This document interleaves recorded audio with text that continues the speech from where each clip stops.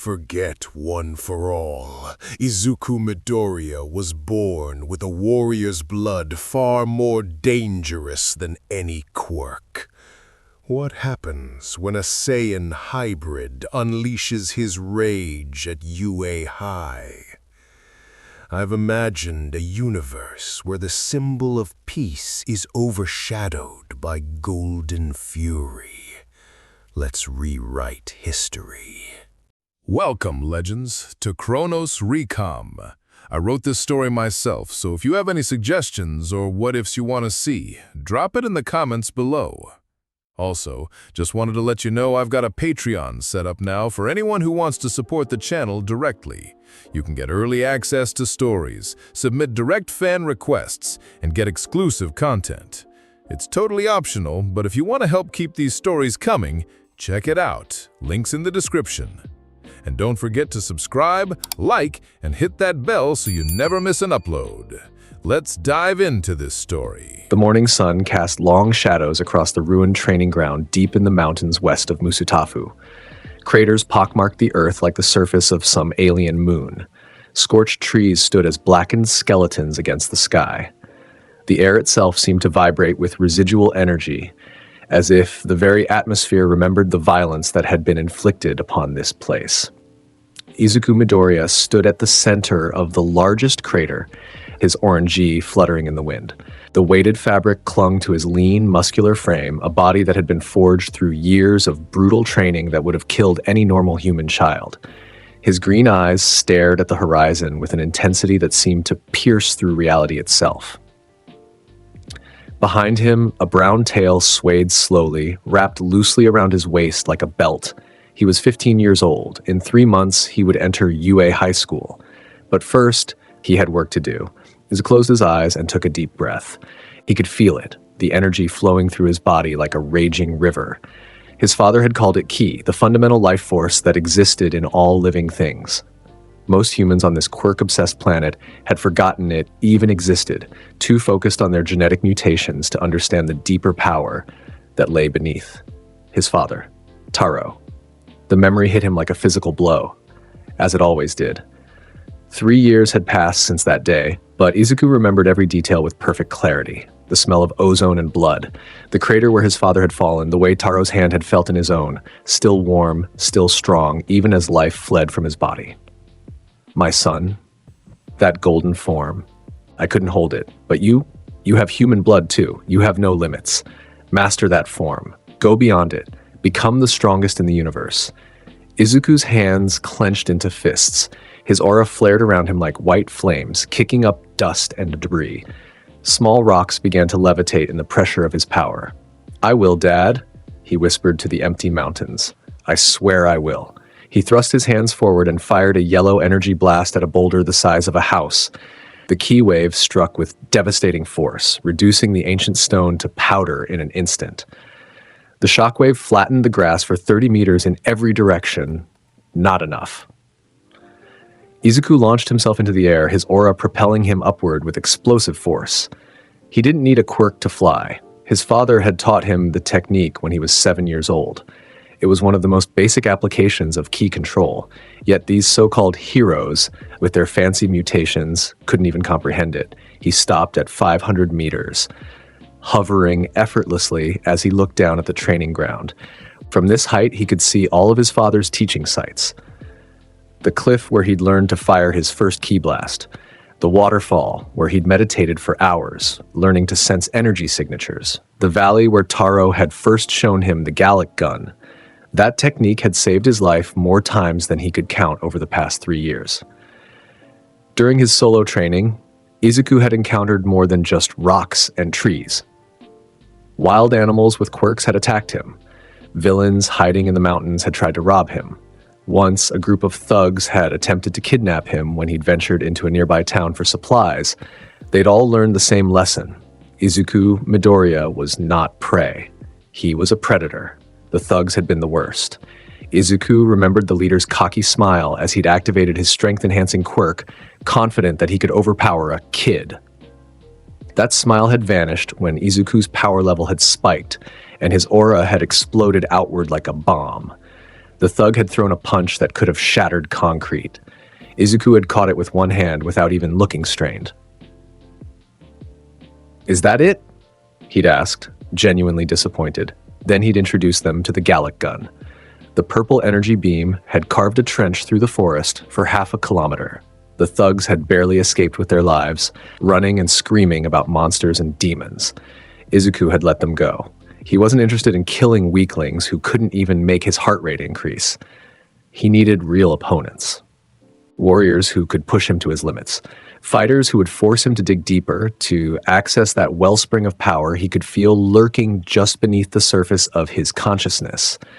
He needed the kind of battles that would help him achieve the transformation his father had shown him in those final moments. Super Saiyan. Izuku could still see it in his mind's eye, the way Taro's black hair had flickered gold as if touched by lightning. The teal eyes that had blazed with power beyond comprehension. The aura that had turned from white to brilliant yellow, crackling with electricity and raw force. For just a moment, his father had transcended the limits of mortality and become something more. Something legendary. And then his body had torn itself apart from the strain. Izuku shook his head, clearing away the painful memories. He couldn't afford to dwell on what had been lost. He had to focus on what could be gained. He raised both hands above his head, fingers spread wide. Energy began to gather in his palms, swirling and condensing into a sphere of yellow light that grew brighter and larger with each passing second. The air around him started to vibrate. Birds fled from the trees below. Small animals scattered in every direction, their instincts screaming danger. "Masenko!" Izuku roared, hurling the energy sphere downward with all his might. The blast struck the training ground like a meteor. The explosion was tremendous, a column of light and force that shot skyward and painted the clouds orange. The shockwave rolled across the mountains in waves, shaking trees and cracking stone. When the light finally faded, a new crater had joined the collection below, this one 50 meters across and smoking. Izuku descended slowly, landing on the edge of his newest creation. He wasn't even breathing hard. This level of exertion was child's play compared to the training regimen his father had put him through. He remembered being 6 years old, trying to form his first ki blast, while Taro watched with those stern Saiyan eyes. Izuku had struggled for hours, sweat pouring down his face as he tried to channel the energy he could feel, but not control. When he'd finally managed to create a sphere the size of a marble, he'd been so proud. Taro had looked at the pathetic little blast and said, "Again, make it bigger." No praise, no encouragement, just the demand for improvement. That was the Saiyan way. Izuku had cried that night, exhausted and frustrated.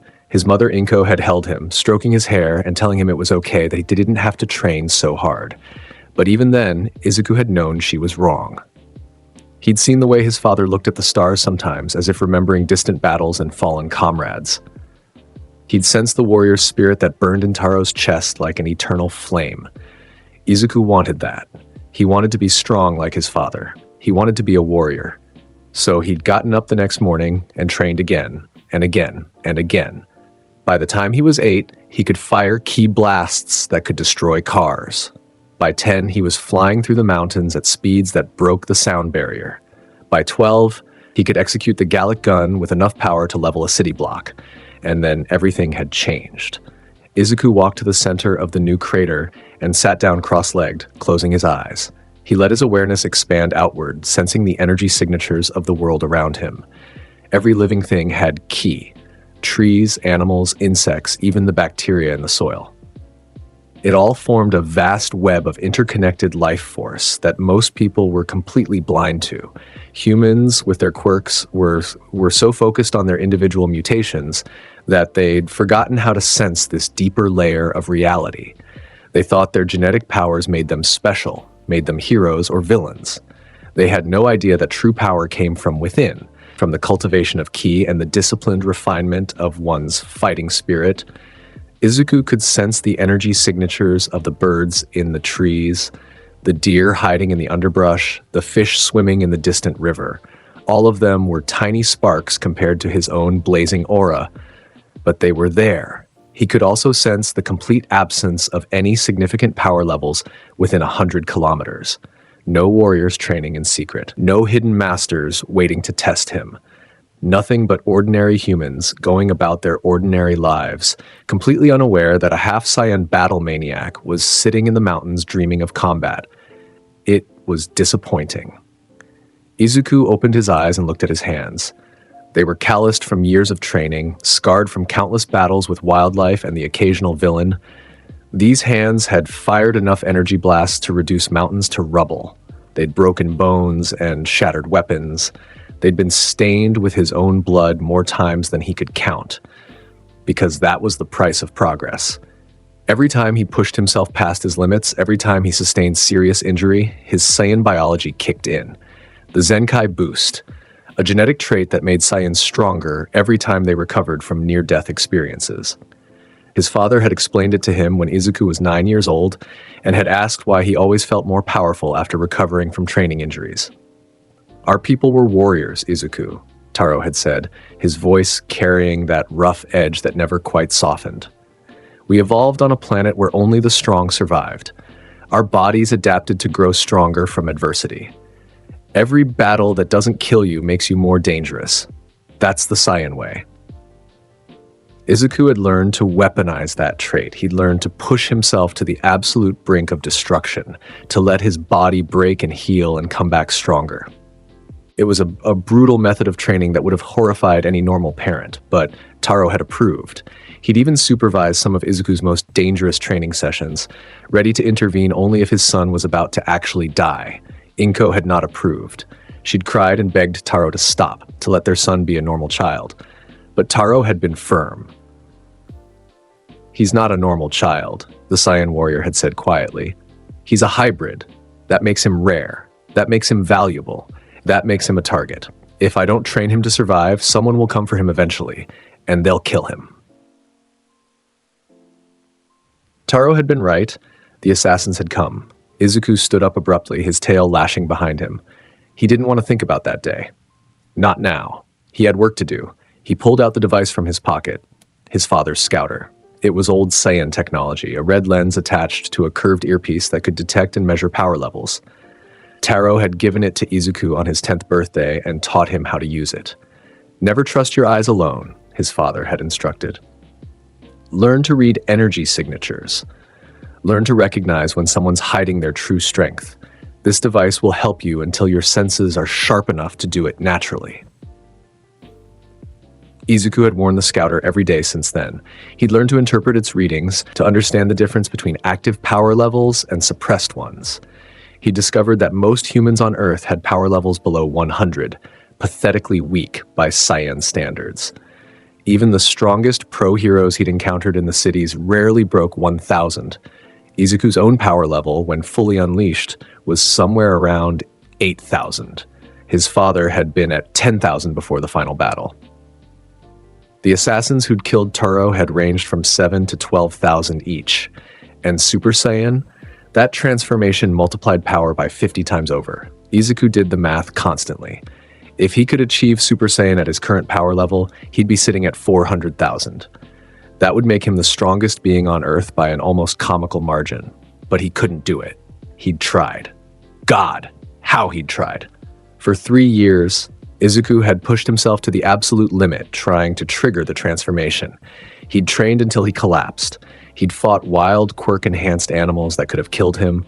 He'd put himself in genuinely life-threatening situations, hoping that desperation would unlock the golden form. Nothing worked. He'd felt it a few times, that flickering sensation like touching a live wire. His hair would stand on end. Electricity would crackle around his body.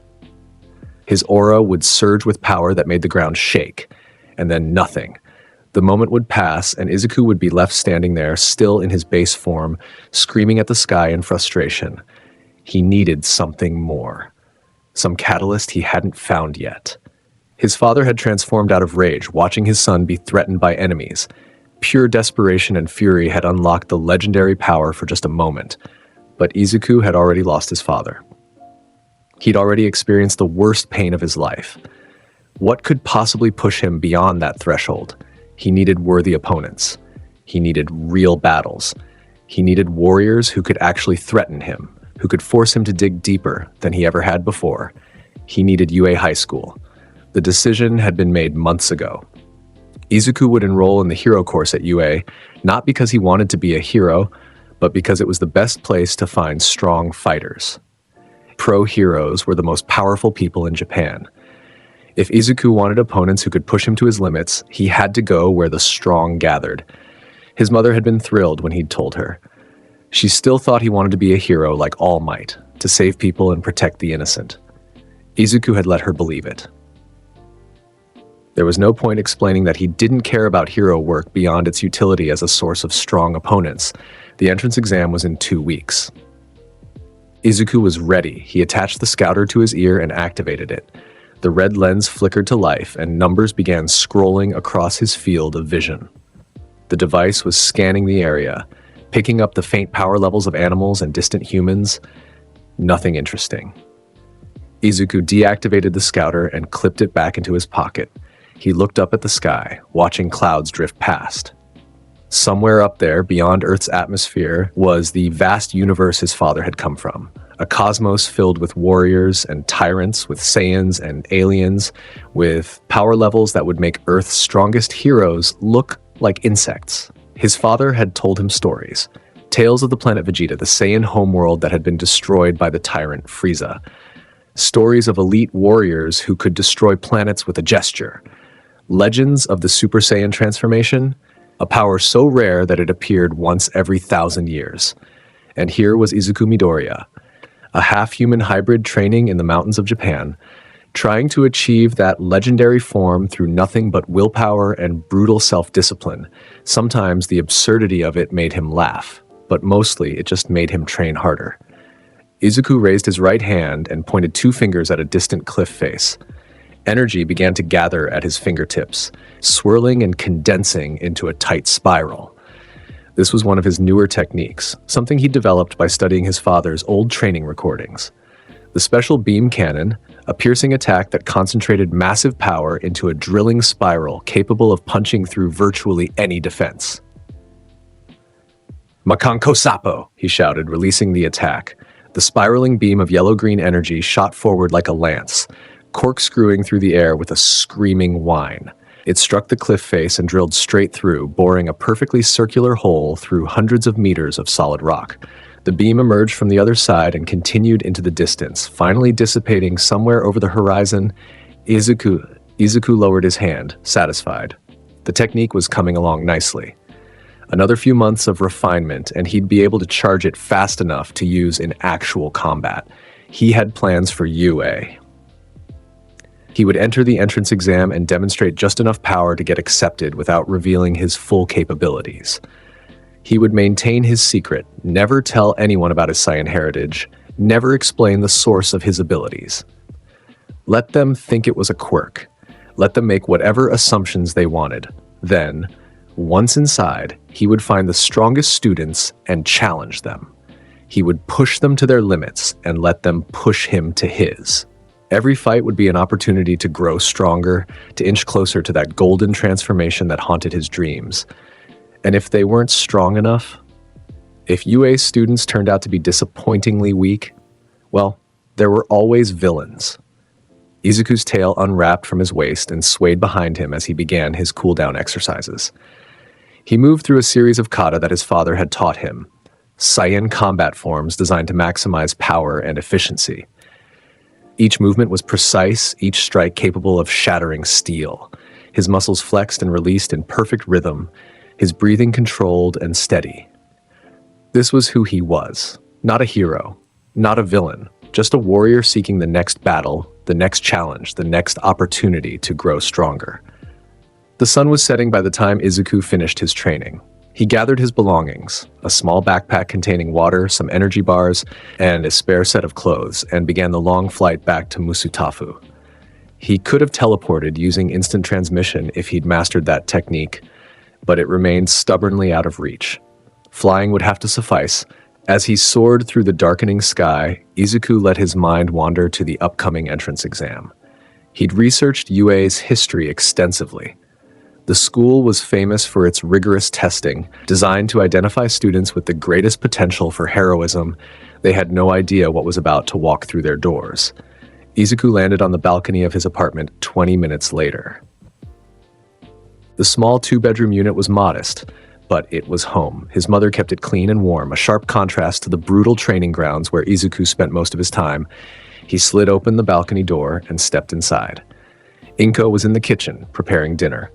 She looked up as he entered, and her face brightened with a smile that held just a hint of sadness. "Welcome home, Izuku," she said softly. "How was training?" "Productive," he replied, removing his weighted GI top and draping it over a chair. Underneath, his torso was lean and muscular, covered in small scars that mapped out years of brutal combat training. "I refined the special beam cannon technique. The charging time is down to 4 seconds. Inko's smile faltered slightly. She never knew what to say when Izuku talked about his training. She'd lost her husband to violence, and now her son was walking the same path, obsessed with becoming stronger no matter the cost. "That's good," she managed. "Dinner will be ready in 10 minutes. Why don't you clean up?" Izuku nodded and headed to the bathroom. As he washed away the sweat and dirt from the day's training, he caught sight of himself in the mirror. Green eyes stared back at him, his mother's eyes. But everything else was pure Saiyan. The sharp features, the wild hair that refused to be tamed, the tail that marked him as something other than human.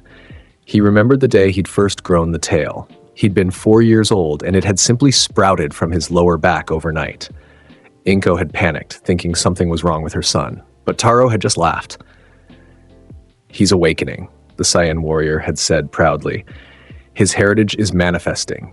Good. Now we can begin real training." Izuku wrapped a towel around his waist and looked at his tail. It was strong enough to support his full body weight, prehensile enough to grab and manipulate objects. His father had warned him that it was also a weakness. If someone grabbed it, the pain would be paralyzing. So, Izuku had trained extensively to overcome that vulnerability. He'd spent hours letting his father squeeze his tail until the pain became manageable, until he could fight through the weakness that afflicted most Saiyans. Now, his tail was just another weapon in his arsenal. He could use it to grab opponents, to balance during aerial combat, or simply to wrap around his waist like a belt when he wanted to keep it out of the way. Dinner was a quiet affair. Inko tried to make conversation, asking about his plans for the entrance exam, whether he was nervous, if he'd made any friends during his trips into town. Izuku answered politely but without much enthusiasm. Friends weren't a priority. He had one goal: become the strongest in the universe. Everything else was just distraction. After dinner, he retreated to his room. The space was sparse: a bed, a desk, and shelves lined with notebooks. Those notebooks contained everything Izuku had learned about combat, ki manipulation, and the various techniques his father had taught him. They also contained his observations about quirks and how they seemed to relate to ki in ways most people didn't understand. Quirks were genetic mutations, yes, but they also drew on the user's life force to function.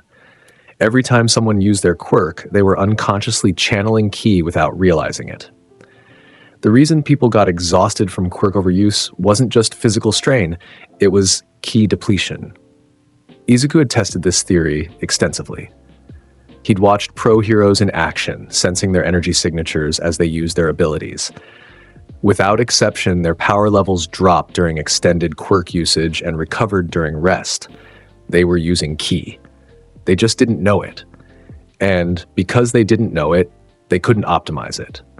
They couldn't learn to replenish their energy through meditation or breathing techniques. They couldn't learn to sense their opponent's power levels or predict attacks based on energy fluctuations. They were fighting with one hand tied behind their backs. Izuku intended to exploit that weakness mercilessly. He lay down on his bed and stared at the ceiling. In 2 weeks, he would walk into UA and demonstrate power that would shock the entire hero world. He would hold back just enough to avoid revealing his full strength, but he would show enough to make it clear that he was different. And then the real battles would begin. Sleep came slowly. When it finally did, Izuku dreamed of his father. They were sparring in the mountains, trading blows at supersonic speed. Taro was smiling, a rare expression on the stern warrior's face. "Faster, Izuku," his father shouted. "You'll never achieve Super Saiyan if you can't even land a hit on me." Izuku pushed harder, his aura flaring brighter. He could feel the transformation lurking just beneath the surface, that golden power waiting to be unleashed. And then the dream shifted. The assassins arrived. Taro ordered him to stay back. The battle began.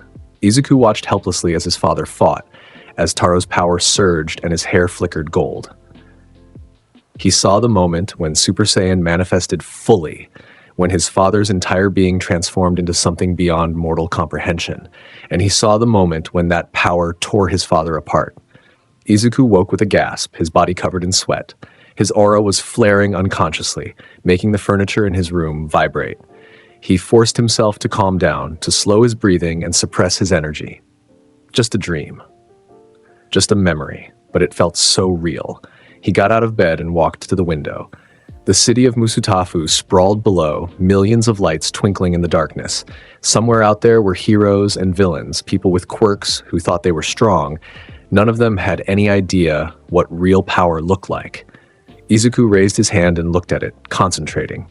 Energy began to gather in his palm, a small sphere of white light that illuminated his face in the darkness. "I'll make you proud, Dad," he whispered. "I'll achieve Super Saiyan. I'll go beyond it. I'll become the strongest in the universe." The energy sphere pulsed brighter for a moment as if responding to his determination. Then, Izuku closed his fist, extinguishing the light. He returned to bed and forced himself to sleep, knowing he needed rest for tomorrow's training. The entrance exam was coming. And after that, a whole new world of battles awaited. 2 weeks passed, in a blur of training and preparation. Izuku pushed himself harder than ever, refining his techniques and testing the limits of his power. He increased the weights in his GI until each step felt like walking through deep water. He trained his flight speed until he could break the sound barrier in level flight. He practiced his energy attacks until he could fire a Gallic gun in under 2 seconds. When the day of the entrance exam finally arrived, Izuku was ready. He stood in front of the mirror, adjusting his orange gi. The weighted fabric settled comfortably on his shoulders, a familiar burden that he'd worn for years. His tail was wrapped securely around his waist, hidden beneath the gi's folds. His scouter was clipped to his belt, ready to be deployed when needed. Inko fussed over him, straightening his collar and wiping away imaginary dust. "You look so grown up," she said, her voice thick with emotion. "Your father would be so proud." Izuku nodded but didn't respond. He could feel his mother's sadness radiating off her like heat. She missed Taro desperately, even after all these years. Sometimes Izuku would wake in the night and hear her crying in her room, mourning the husband who'd given his life to protect them. "I'll be home late," Izuku said, gently extracting himself from his mother's ministrations. "The exam will take several hours." "Be safe," Inko pleaded. "And Izuku, try to make some friends. I know fighting is important to you, but you're still young. You should enjoy your youth." Izuku forced a smile. "I'll try." He left the apartment and launched himself into the air, flying toward UA High School. The massive campus came into view quickly, a sprawling complex of buildings and training facilities that covered several city blocks. From above, Izuku could see crowds of prospective students gathering near the main gates. He descended a few blocks away and walked the rest of the distance.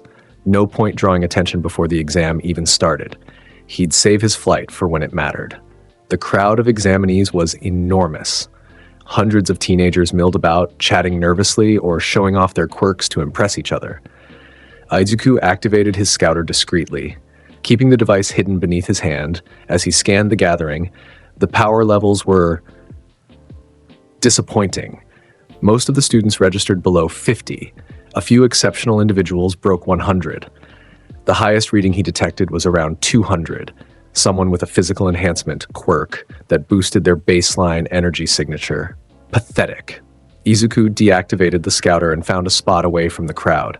He leaned against a wall and closed his eyes, sensing energy signatures the old-fashioned way. The technique his father had drilled into him for years was far more reliable than technology anyway. "Hey!" a voice called out. "You there in the orange clothes?" Izuku opened his eyes to find a tall boy with engines in his calves marching toward him. The boy's posture was rigid, his expression stern. "Are you aware that loitering is prohibited before the exam begins?" the engine-legged student declared. You should be inside the auditorium with the other examinees. Izuku studied the boy with mild interest. Power level around 120. Decent for a human, but nothing special. The engines were an interesting quirk application, internal combustion for enhanced speed and kicking power. I'm waiting for the right time, Izuku replied calmly. No point rushing. The right time is now, the boy insisted. UA expects punctuality and discipline. As future heroes, we must. I'm not here to be a hero, Izuku interrupted. The engine boy blinked. What? Then why are you taking the entrance exam? To fight strong opponents. Izuku pushed off the wall and started walking toward the main building. UA has the strongest students in Japan. That makes it the best place to find worthy battles. He left the confused boy behind and entered the auditorium. The massive space was filling rapidly with prospective students. Izuku found a seat near the back and settled in, arms crossed over his chest. A few minutes later, the lights dimmed and a spotlight illuminated the stage. The pro hero present mic appeared, his blonde hair styled into an exaggerated point. Welcome to today's live performance, the hero shouted, his voice amplified to deafening levels. Everybody say hey! Silence greeted this announcement. The students stared in confused quiet. Wow, tough crowd, Present Mick continued, undeterred. All right, let's get down to business. The UA entrance exam consists of a practical test where you'll be fighting robots in a mock city environment. A screen descended behind the hero, displaying images of 4 different robot types. Each was labeled with a point value. You've got 4 types of villains to fight, Present Mike explained. 1-pointers, 2-pointers, and 3-pointers. Destroy them to earn points. The more points you rack up, the better your chances of acceptance. Izuku listened with growing disinterest. Robots. They wanted him to fight robots. This was going to be boring. There's also a 0-pointer, Present Mike added. It's an obstacle you should avoid. Huge, tough, and worth 0 points. Run away if you see it. Izuku's eyes narrowed. A 0-pointer that they were supposed to avoid? That sounded like it might actually be interesting. Maybe it would have a power level worth measuring. The presentation continued for another 10 minutes, covering rules and safety guidelines. Izuku tuned it out. He already knew everything he needed to know. Get into the exam zone, destroy robots, demonstrate enough power to get accepted. Simple. When the presentation ended, students were directed to their assigned testing areas. Izuku checked his card and found he'd been assigned to Battle Center A. He followed the crowd to the waiting area, where dozens of nervous teenagers were stretching and psyching themselves up. Izuku found a quiet corner and closed his eyes. He let his awareness expand, sensing the energy signatures around him. Still nothing impressive. The students here were marginally stronger than the general population, but none of them would pose a real challenge. Excuse me. Izuku opened his eyes to find a girl with brown hair and a determined expression standing in front of him. Her power level registered around 90, slightly above average. Yes, he asked. I noticed you seem really calm, the girl said. Aren't you nervous at all? This is UA, the best hero school in Japan. I'm not nervous, Izuku replied, just impatient. Oh, well, I'm Uraka Ochako. Nice to meet you, Izuku nodded politely. Izuku Midoriya. Cool name. So what's your quirk? Uraraka asked enthusiastically. Mine lets me make things float. It's called zero gravity. Izuku considered how to respond. He'd expected this question eventually. I can manipulate energy, he said carefully. It wasn't technically a lie. Ooh, like energy blasts? That's so cool. You must be really strong. Before Izuku could respond, a voice announced that the exam was about to begin. Students rushed toward the massive gates that led into the mock city. Izuku followed at a more measured pace, hands in his pockets. The gates opened with a mechanical groan. Begin. Present Mike's voice boomed from speakers overhead. The crowd surged forward, students activating their quirks and charging into the city. Izuku watched them go, unimpressed by their eagerness. Then he launched himself straight up. The ground fell away beneath him as Izuku shot into the air like a rocket, his aura flaring white around his body. Students below looked up in shock, pointing and shouting. Izuku ignored them. He ascended to 500 meters and surveyed the entire battle center from above. Robots were emerging from buildings and side streets throughout the mock city. 1-pointers, 2-pointers, 3-pointers, all moving to engage the students flooding into the urban environment. From this height, Izuku could see everything at once. He raised his right hand, extending his index finger. Energy began to gather at the tip, condensing into a bright point of yellow light. "Let's make this quick," he muttered. Izuku began firing. Rapid-fire energy blasts shot from his fingertip like bullets from a machine gun. Each blast was small but incredibly precise, guided by Izuku's perfect energy control. They streaked down from the sky like falling stars, each one finding a robot target. The effect was devastating. Robots exploded in sequence, one after another, consumed by yellow energy. Metal fragments flew in every direction. Students who'd been preparing to engage the robots suddenly found their targets disintegrating before their eyes. Izuku swept his finger across the cityscape, methodically destroying every robot he could see. The energy blasts came faster and faster until it looked like a rain of golden light was falling from the sky. In the monitoring room, UA's teachers stared at their screens in stunned silence. "What?" Eraserhead began. "Who is that?" Present Mike shouted, his usual enthusiasm replaced with genuine shock. On screen, Izuku Midoriya floated in the air above Battle Center A, casually annihilating robots with finger-fired energy blasts. The destruction counter for his testing area was climbing at an absurd rate. His scores are... All Might leaned forward, his skeletal form barely visible in his civilian guise. Impossible. He's cleared over half the examination zone in under 90 seconds. Principal Nezu, a small creature with the appearance of a mouse, watched with keen interest. Fascinating. He's demonstrating flight, energy projection, and precision control all simultaneously. I don't recall seeing a quirk like this in his application file. He listed it as energy manipulation, Eraserhead said, pulling up Izuku's file on a tablet. Vague description. No known family history of similar abilities.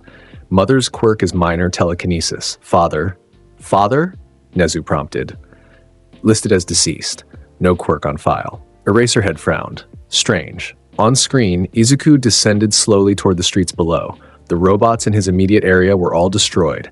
Students were running through the wreckage, trying to find targets that hadn't already been obliterated. Izuku landed lightly in the middle of a plaza, looking around with obvious disappointment. His power level readings, if he'd bothered to check, would have confirmed his suspicion. The robots were pathetically weak. Each one registered at maybe 20 or 30, barely enough to qualify as a threat to normal humans. This was a waste of time. A three-pointer robot rolled around a corner, its optical sensors locking onto Izuku. The machine's weaponized arms extended, preparing to fire. Izuku didn't even raise his hand. He simply looked at the robot and released a pulse of his aura, a fraction of his true power, just enough to demonstrate force. The shockwave hit the robot like an invisible hammer. Metal crumpled, circuits fried. The machine collapsed into a heap of sparking wreckage without Izuku ever touching it. Boring, Izuku said aloud. He was about to take flight again when an alarm blared across the testing area. The ground began to shake. Buildings trembled. And then, from behind a skyscraper, it emerged. The zero-pointer. It was massive, easily 20 stories tall, a mechanical monstrosity covered in armor plating and bristling with weapons. Its footsteps shook the earth as it advanced into the plaza, optical sensors scanning for targets. Students screamed and ran. This was the obstacle they were supposed to avoid, the unbeatable challenge designed to test their decision-making and survival instincts. Izuku smiled. Finally, something that might actually be interesting. He activated his scouter and took a reading. The zero-pointer's power level registered at 800. Not nearly as strong as Izuku himself, but substantially more powerful than the fodder robots he'd been destroying. This might actually require him to try. While other students fled in panic, Izuku walked toward the giant robot. His tail unwrapped from his waist and swayed behind him, a sign that he was getting excited. The zero-pointer's sensors locked onto him. Weapon systems armed. Targeting lasers painted Izuku's chest with red dots. "You've got good size," Izuku called up to the machine. "Let's see if you've got power to match." The robot fired. Missiles launched from shoulder-mounted pods, streaking toward Izuku in a swarm of explosive death. Izuku raised one hand lazily and fired a yellow key blast. The beam swept through the missile swarm like a scythe through wheat, detonating every projectile simultaneously. The explosions lit up the plaza in a wall of fire and smoke. When the smoke cleared, Izuku stood untouched. his aura shimmering around him like a protective barrier. "Weak," he said. The zero-pointer advanced, raising one massive foot to crush him. Izuku didn't move. He watched the descending foot with clinical interest, calculating its mass and velocity. At the last possible second, he raised his right hand and caught the robot's foot. The impact created a shockwave that shattered windows for 100 meters. The ground beneath Izuku's feet cracked and cratered from the force. But Izuku himself didn't budge. He held the massive robot's foot in place with one hand, his expression calm. In the monitoring room, coffee cups crashed to the floor. He's holding it, Present Mike whispered. "He's holding back the zero-pointer with one hand." "Impossible," another teacher muttered. "That machine weighs hundreds of tons." All Might's eyes narrowed. This boy's strength was beyond anything a normal quirk should allow. This was power on a completely different scale. Back in the plaza, Izuku was getting bored again. The zero-pointer was trying to pull its foot free, servos whining with effort, but Izuku's grip was absolute. "Dad fought guys stronger than this," Izuku said quietly. Remembering Taro's final battle, he released the robot's foot and launched himself upward, flying directly toward the machine's head. The zero-pointer tried to track him, weapon systems pivoting to acquire the new target. But Izuku was too fast. He stopped directly in front of the robot's main sensor array, hovering in the air at eye level with the mechanical monstrosity. "This is Gallic gun," Izuku said as if teaching a lesson. "The technique my father taught me." He brought his hands together at his right hip, palms cupped. Purple energy began to gather between his fingers. Crackling, violent power that made the air scream. The energy sphere grew larger and brighter, lightning arcing across its surface. Students on the ground stopped running and stared upward. Teachers in the monitoring room leaned closer to their screens. Everyone watching held their breath. Izuku's aura exploded outward. White energy roaring around his body like flames. His power level surged, reaching levels that made the scouter on his belt beep in alarm. Gallic. Izuku pulled his cupped hands back farther, the purple energy sphere now the size of a basketball and crackling with devastating force. Gun! He thrust his hands forward, the purple energy beam erupted from his palms like a tidal wave of destruction. It was massive, 10 meters in diameter, roaring through the air with enough force to vaporize steel. The beam struck the zero-pointer's head dead center. For a moment, the robot's armor held. Then it began to glow red, then white, then it simply ceased to exist. The Gallic gun punched through the zero-pointer's head, neck, and torso, continuing on through the machine's entire length. The beam didn't stop there. It kept going, shooting straight up into the sky, punching through the clouds and continuing into space. The zero-pointer stood frozen for one impossible second. A perfectly circular hole bored through its entire mass. Then it collapsed.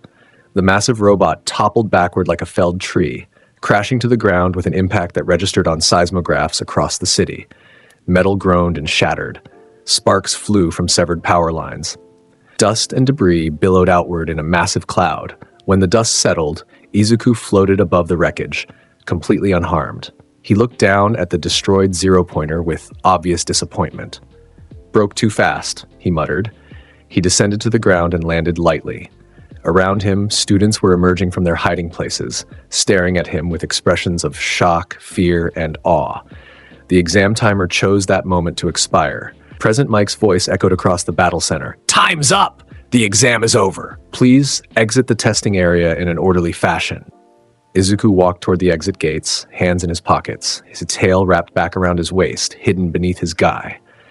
Other students gave him a wide berth, parting like water as he passed. Behind him, the zero-pointer continued to smoke and spark, a testament to power beyond anything UA had anticipated. In the monitoring room, silence reigned. Finally, Principal Nezu spoke. "Well, I think we can safely say that Izuku Midoriya has passed the entrance exam." "Passed?" Eraserhead repeated incredulously. "He destroyed half the testing area. He obliterated the zero-pointer. That machine was supposed to be indestructible." "Yes, quite remarkable," Nezu agreed, his tone cheerful despite the chaos. "I'm very interested to see what he does next." All Might said nothing. He simply stared at the screen, watching Izuku walk away from the devastation he'd created with casual indifference. This boy was dangerous, powerful beyond measure, and according to his application, he wanted to attend UA to become a hero. But All Might, even in his weakened state, could sense something was off. This wasn't the power of someone who wanted to save people. This was the power of a warrior looking for battle. What had UA just let through their gates? 1 week later, Izuku received his acceptance letter. It came in the form of a holographic projection from a disc his mother had been instructed to activate. When she did, All Might's smiling face appeared in 3 dimensions above the kitchen table. Izuku Midoriya, the symbol of peace, boomed. I am here to tell you that you've passed the entrance exam with the highest combat score in UA history. Welcome to the hero course. The hologram continued, explaining class assignments and start dates. Izuku listened with half his attention. He'd expected to pass. The exam had been too easy for it to go any other way. What interested him more was what came next. Real classes, real training, and most importantly, real opponents. UA would have students who'd trained their entire lives to be heroes. They'd be stronger than the average civilians he'd encountered during his solo training. Maybe not strong enough to really challenge him, but at least strong enough to be interesting. Inko cried tears of joy, hugging Izuku and babbling about how proud she was.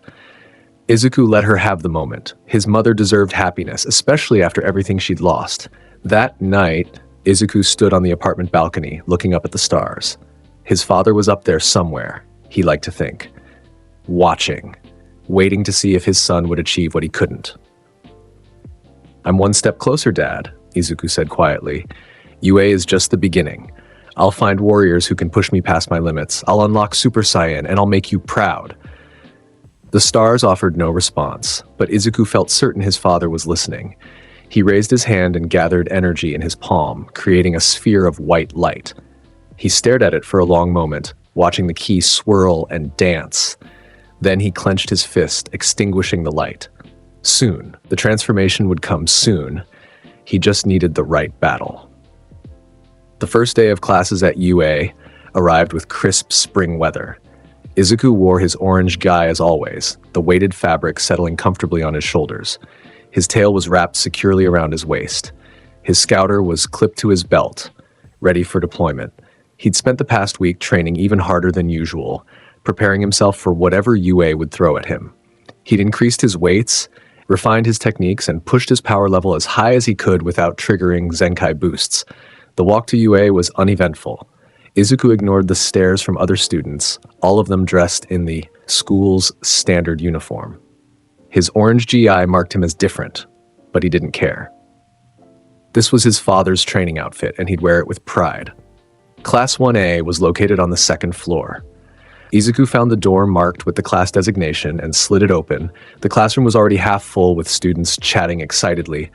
Conversations died as Izuku entered. Everyone turned to stare at the boy in the orange gi. Izuku scanned the room quickly, his trained senses picking up power levels automatically. Most students registered between 50 and 150. A few exceptional individuals broke 200, and then there was one signature that made Izuku pause. In the back of the room sat a boy with half-white, half-red hair. His expression was cold and distant, but his power level was substantial. Easily 300, possibly higher if he was suppressing it. Interesting. Izuku found an empty seat near the window and sat down, crossing his arms. He closed his eyes and began meditating, tuning out the nervous chatter around him. Hey, orange gi guy. Izuku opened one eye to find a blonde boy with spiky hair glaring at him from across the room. The blonde's power level was around 200, decent, but nothing special. Yes? Izuku asked calmly. I'm talking to you. Pay attention when someone addresses you. The blonde stood up, small explosions popping in his palms. I'm Bakugo Katsuki. I got the highest score in the entrance exam. Well, except for you, apparently. Izuku studied Bakugo with mild interest. The boy's quirk seemed to be creating explosions from his sweat. Volatile, aggressive, but potentially powerful in the right circumstances. Congratulations, Izuku said flatly. Bakugo's eye twitched. Don't patronize me. I don't know what kind of quirk you've got, but I'm going to prove I'm stronger than you. You're not, Izuku replied simply. The classroom went silent. Bakugo's face turned red with rage. What did you say? Your power level is around 200? Izuku continued, his tone clinical. Mine is considerably higher. If we fought, you would lose. Badly. Power level? What the hell are you talking about? Bakugo's explosions grew larger. I'll show you power. You smug. That's enough. The voice came from the doorway. Everyone turned to see a disheveled man in a sleeping bag lying on the floor. The man wriggled out of the bag and stood up, revealing himself to be a tired-looking teacher with long black hair and bloodshot eyes. I'm Eraserhead, your homeroom teacher, the man said. If you're going to fight, take it outside. Otherwise, sit down and be quiet. Bakugo glared at Izuku for another moment, then stomped back to his seat, muttering threats under his breath. Eraserhead's eyes found Izuku. For a moment, the teacher's gaze was intense, analytical. Izuku met that gaze without flinching, his expression neutral. Then Eraserhead looked away and addressed the class. All right, the beginning of a new school year means it's time for a quirk apprehension test. Groans filled the classroom. One girl raised her hand. But what about the entrance ceremony? The orientation? UA is known for its freestyle education, Eraserhead replied. That means I get to run my class however I want, so we're skipping the ceremonies and going straight to training. He pulled out what looked like a softball and tossed it to Bakugo. You scored highest in the entrance exam besides the anomaly over there. He gestured vaguely toward Izuku. Show me how far you can throw this ball using your quirk. Bakugo caught the ball with a cocky grin. He stepped into the throwing circle marked on the floor and wound up. Die! He screamed, hurling the ball with a massive explosion that propelled it far into the distance. Eraserhead held up a device showing the measurement. 705.2 meters. The class erupted in impressed murmurs. Bakugo smirked, clearly pleased with himself. Not bad, Eraserhead said. Now the rest of you will complete 8 physical tests using your quirks. Whoever scores lowest overall will be expelled. Shocked gasps filled the room. One student protested that it wasn't fair. Eraserhead's expression hardened. Natural disasters, villain attacks, catastrophic accidents, the world is full of unfairness. Heroes are the ones who reverse that unfairness. If you expect this to be easy, you're in the wrong school. The class fell silent, the weight of his words settling over them. We'll start with the ball throw, Eraserhead announced. Midoriya, you're up. Izuku stood and walked to the throwing circle. The teacher handed him a softball, and Izuku weighed it in his hand. It was pathetically light, barely any mass at all. You don't have to destroy the entire testing ground like you did at the entrance exam, Eraserhead said dryly. Just throw the ball as far as you can. Izuku nodded. He looked at the ball for a moment, considering. If he threw it with his full strength, he'd probably send it into orbit. That would draw too much attention. Better to hold back. Just a little.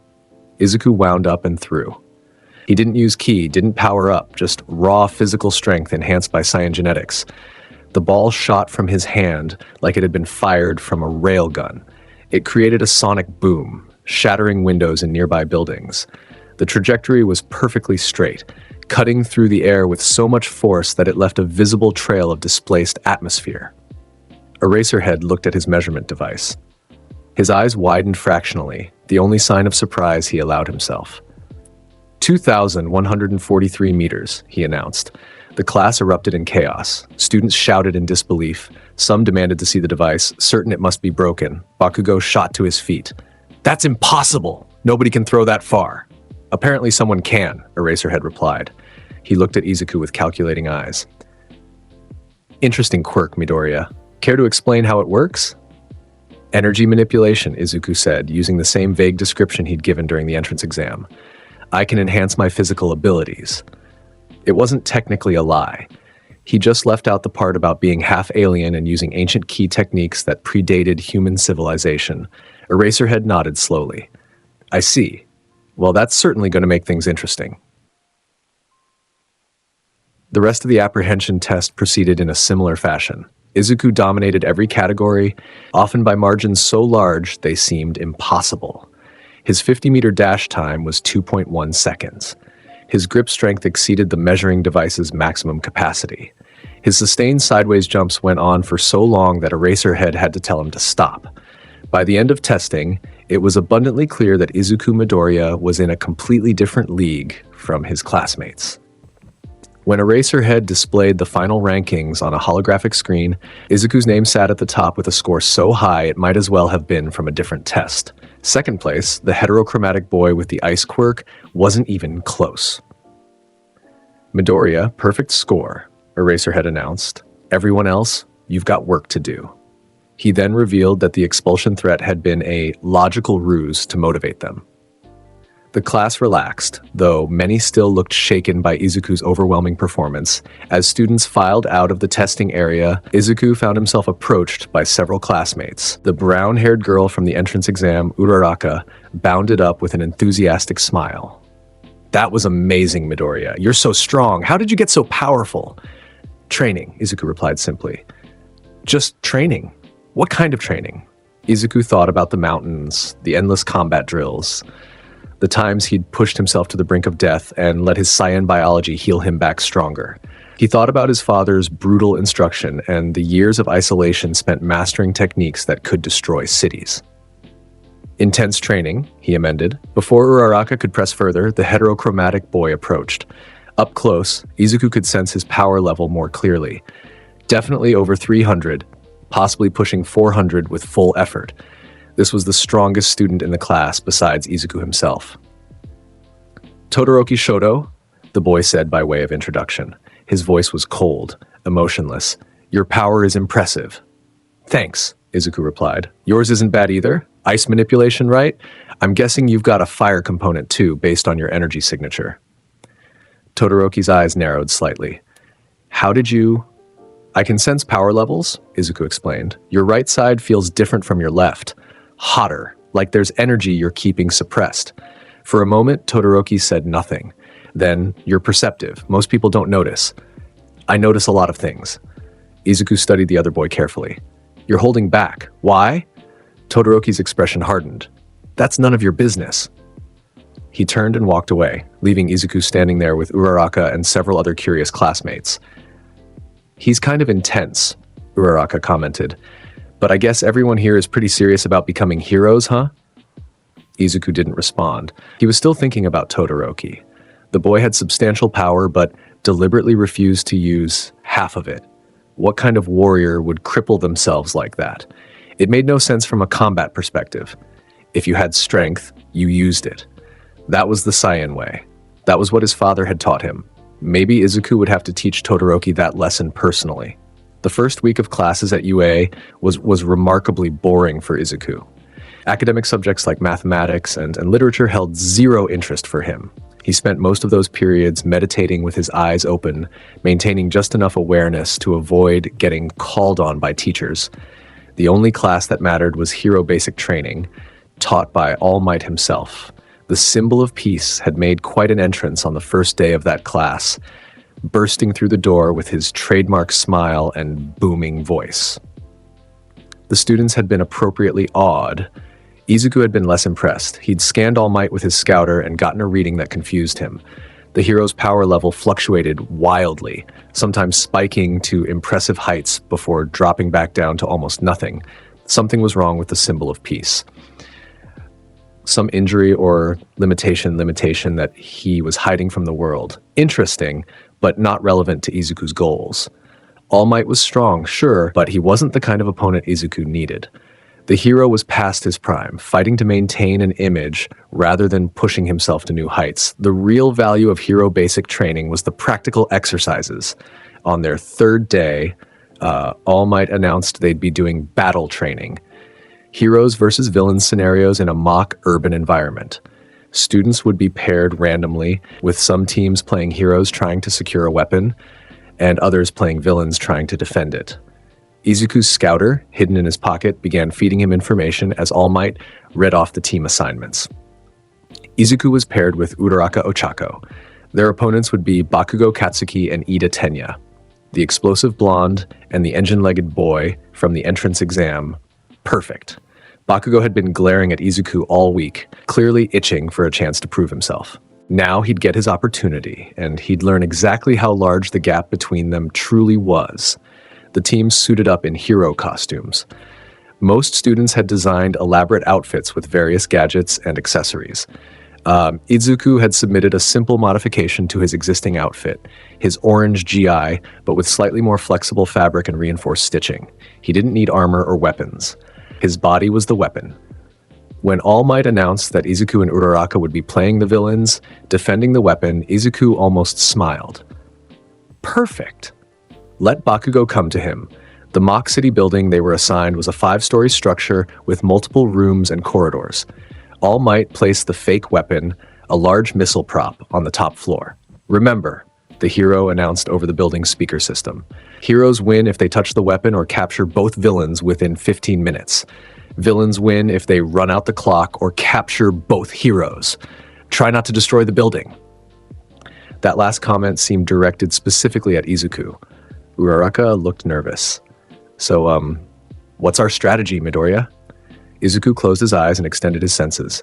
He could feel Bakugo and Ida entering the building on the ground floor. Bakugo's energy signature was spiking with rage and anticipation. Ida's was more controlled, but still elevated with excitement. You guard the weapon, Izuku said. I'll handle the heroes. Both of them? Are you sure? Maybe we should work together. I appreciate the offer, Izuku interrupted gently, but this won't take long. He walked to the stairwell and began descending. Uraraka called after him, confused and concerned, but Izuku didn't look back. This was his fight. He found Bakugo on the 3rd floor, having blasted his way through several walls in his eagerness to reach the weapon.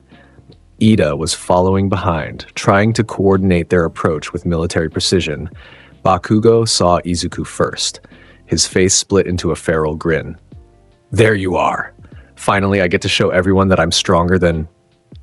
Izuku vanished. One moment he was standing at the far end of the corridor.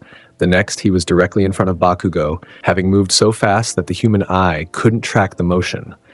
Bakugo's eyes widened in shock. He barely had time to register Izuku's position before a palm strike hit him in the solar plexus. The impact wasn't even close to Izuku's full strength. Maybe 1% of his actual power. But it was more than enough. Bakugo's eyes rolled back in his head. His body lifted off the ground and flew backward, crashing through 2 walls before finally stopping in a heap of rubble. He didn't get back up. Ida stared in horror. Bakugo! He activated his quirk, engines roaring to life as he charged forward with a speed-enhanced kick. It was a good technique, utilizing his natural abilities to generate force. It was also completely ineffective. Izuku caught Ida's leg mid-kick with one hand. The engine boy's momentum stopped instantly, as if he'd kicked a mountain. Izuku looked at him with something approaching pity. You're too slow, he said simply. Then he swept Ida's other leg out from under him and delivered a precise chop to the back of the neck. Ida collapsed, unconscious. The entire encounter had taken 8 seconds. Izuku activated his communicator. Uraraka, both heroes are down. We win. Silence on the other end. Then, what? Already? But the battle just started. I told you it wouldn't take long. In the monitoring room, students and All Might alike stared at the screens in stunned disbelief. They'd watched Izuku move with speed that seemed to teleport, disable both opponents in moments, and do it all without breaking a sweat. He's a monster, someone whispered. All Might's expression was grave. This boy's power was beyond anything he'd anticipated. And the casual way he'd dismantled 2 capable students suggested he'd been holding back significantly. What was Izuku Midoriya, really? Back in the building, Izuku walked back upstairs to where Uraraka was waiting with the weapon. The girl looked at him with wide eyes. How did you do that so fast? Practice, Izuku replied. A lot of practice. All Might's voice came over the speakers. The villain team wins. Excellent work, though perhaps a bit overwhelming. Midoriya, could you please retrieve your teammates from the rubble? Young Bakugo might need medical attention. Izuku sighed. He supposed he should have held back more, but Bakugo had been asking for a demonstration of strength. Izuku had simply obliged. He descended to the 3rd floor and found Bakugo stirring in the rubble, groaning. The blonde's eyes flickered open, unfocused and confused. What happened? Bakugo mumbled. You lost, Izuku said. Don't feel bad. The gap between us is too large for you to overcome right now. Bakugo's expression shifted from confusion to rage. You bastard. I'll kill you. No, you won't. Izuku's voice was flat, emotionless. You're not strong enough. Maybe someday you will be if you train hard enough. But right now, You're just another weak opponent. He left Bakugo sputtering in fury and went to check on Ida. The engine boy was already waking up. Recovery Girl's healing would handle any lingering damage. The rest of the battle training proceeded without incident. Other teams fought their matches, some with impressive displays of quirk usage and tactical thinking.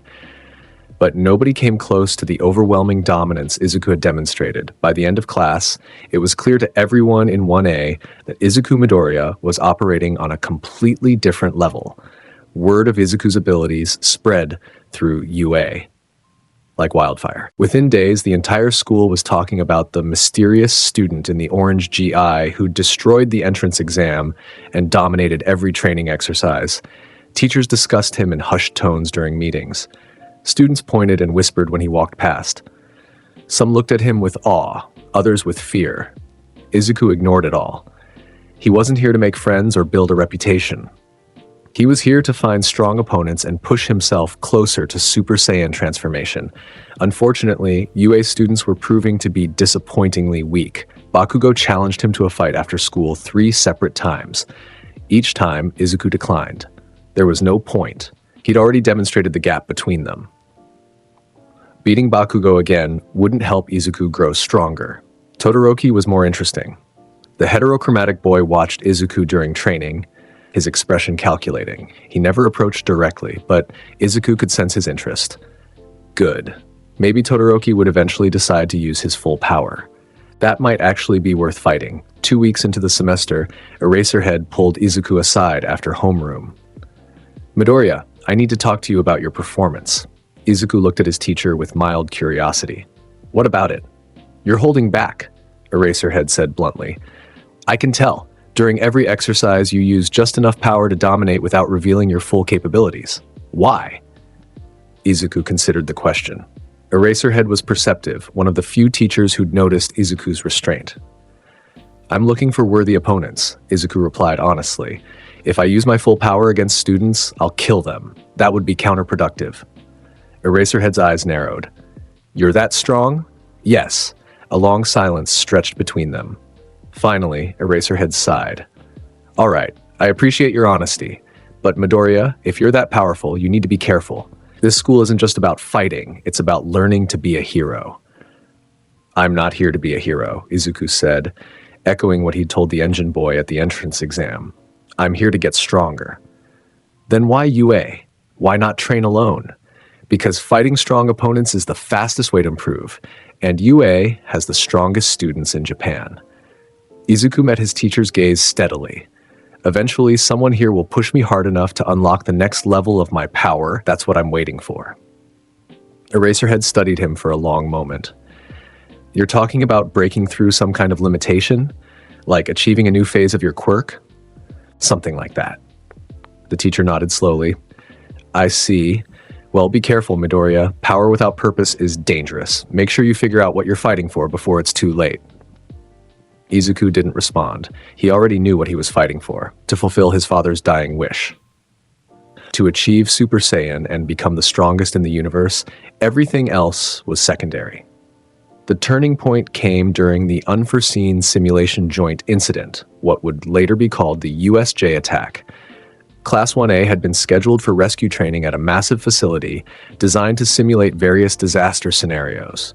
The USJ was an impressive structure, with zones for different environments. Flood, landslide, fire, and more. Izuku found it mildly interesting from an architectural perspective, but ultimately pointless for his goals. Rescue training wouldn't help him achieve Super Saiyan, and the villains arrived. Izuku sensed them before anyone else did. His energy detection picked up dozens of hostile signatures appearing in the central plaza via some kind of spatial manipulation. The power levels varied widely. Most were pathetically weak, around 30 or 40. But there were a few that registered higher, and then there was one signature that made Izuku pause. It was massive, easily over 5,000, more powerful than anything Izuku had encountered since his father's death. Finally, a smile spread across Izuku's face as a purple portal opened in the plaza below. Villains began pouring out, dozens of them, all shapes and sizes, all bearing hostile intent toward the students. At the center of the group stood 3 figures who radiated more power than the rest. A man covered in disembodied hands, a creature made of purple mist, and the creature, it was humanoid, but clearly not human. Massive muscles, exposed brain, eyes that held no intelligence, just raw, mindless aggression. The energy signature coming from this thing was incredible. Izuku's tail unwrapped from his waist and began swaying with excitement. His battle instincts were screaming at him that this was it. This was the opponent he'd been waiting for. "Eraserhead," the hand-covered man called out. "We've come for All Might. Where is he?" Their teacher was already moving, his capture weapon extending as he prepared to engage the villains. "Everyone stay back. Ida, run to the school and get help." But Izuku wasn't listening.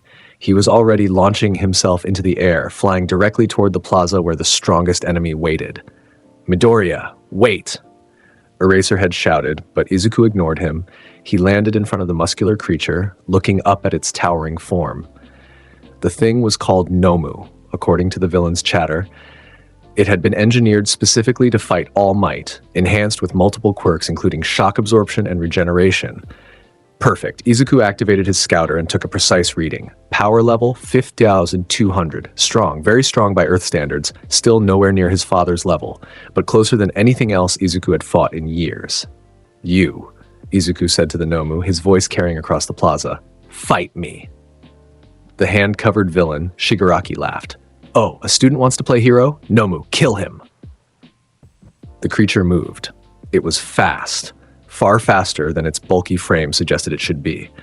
One massive fist came swinging at Izuku's head with enough force to pulverize concrete. Izuku caught it with one hand. The impact created a shockwave that shattered the ground beneath their feet. Wind pressure alone knocked nearby villains off their feet. But Izuku stood firm, his expression calm as he held the Nomu's fist in place. "Not bad," Izuku said. "You've got decent speed and power. Let's see what else you can do." He pulled the Nomu forward and delivered a devastating kick to its midsection. The creature flew backward, crashing through several stone pillars before finally stopping. It got back up immediately, its regeneration already healing the damage. Izuku smiled wider. "Oh, you can take a hit. Even better." What followed was less a fight and more a one-sided demonstration of combat superiority. Izuku and the Nomu traded blows at speeds that created sonic booms. Each impact shattered the ground, pulverized stone, and sent shockwaves rolling across the USJ.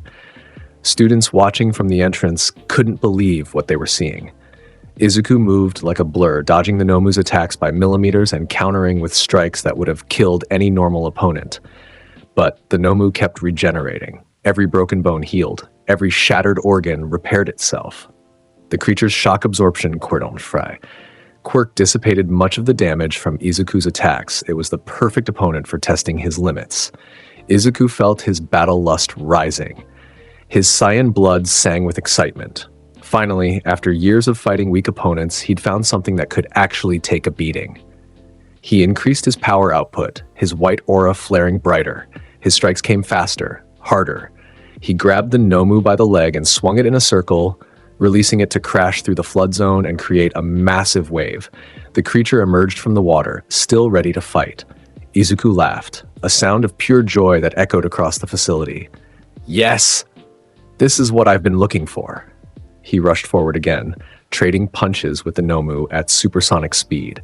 The wind pressure from their clash shattered the USJ's glass roof, raining debris down on the villains below. Shigaraki was no longer laughing. He stared at Izuku with growing concern. What is this kid? Nomu was supposed to be able to take even All Might's full power. The purple mist villain, Kurogiri, was equally disturbed. "His strength is beyond anything in our intelligence reports. We need to retreat."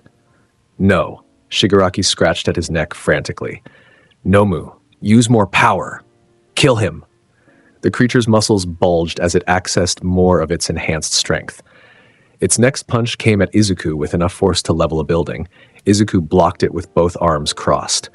The impact drove him back several meters, his feet carving trenches in the ground. He felt his ribs crack from the force. Real damage for the first time in the fight.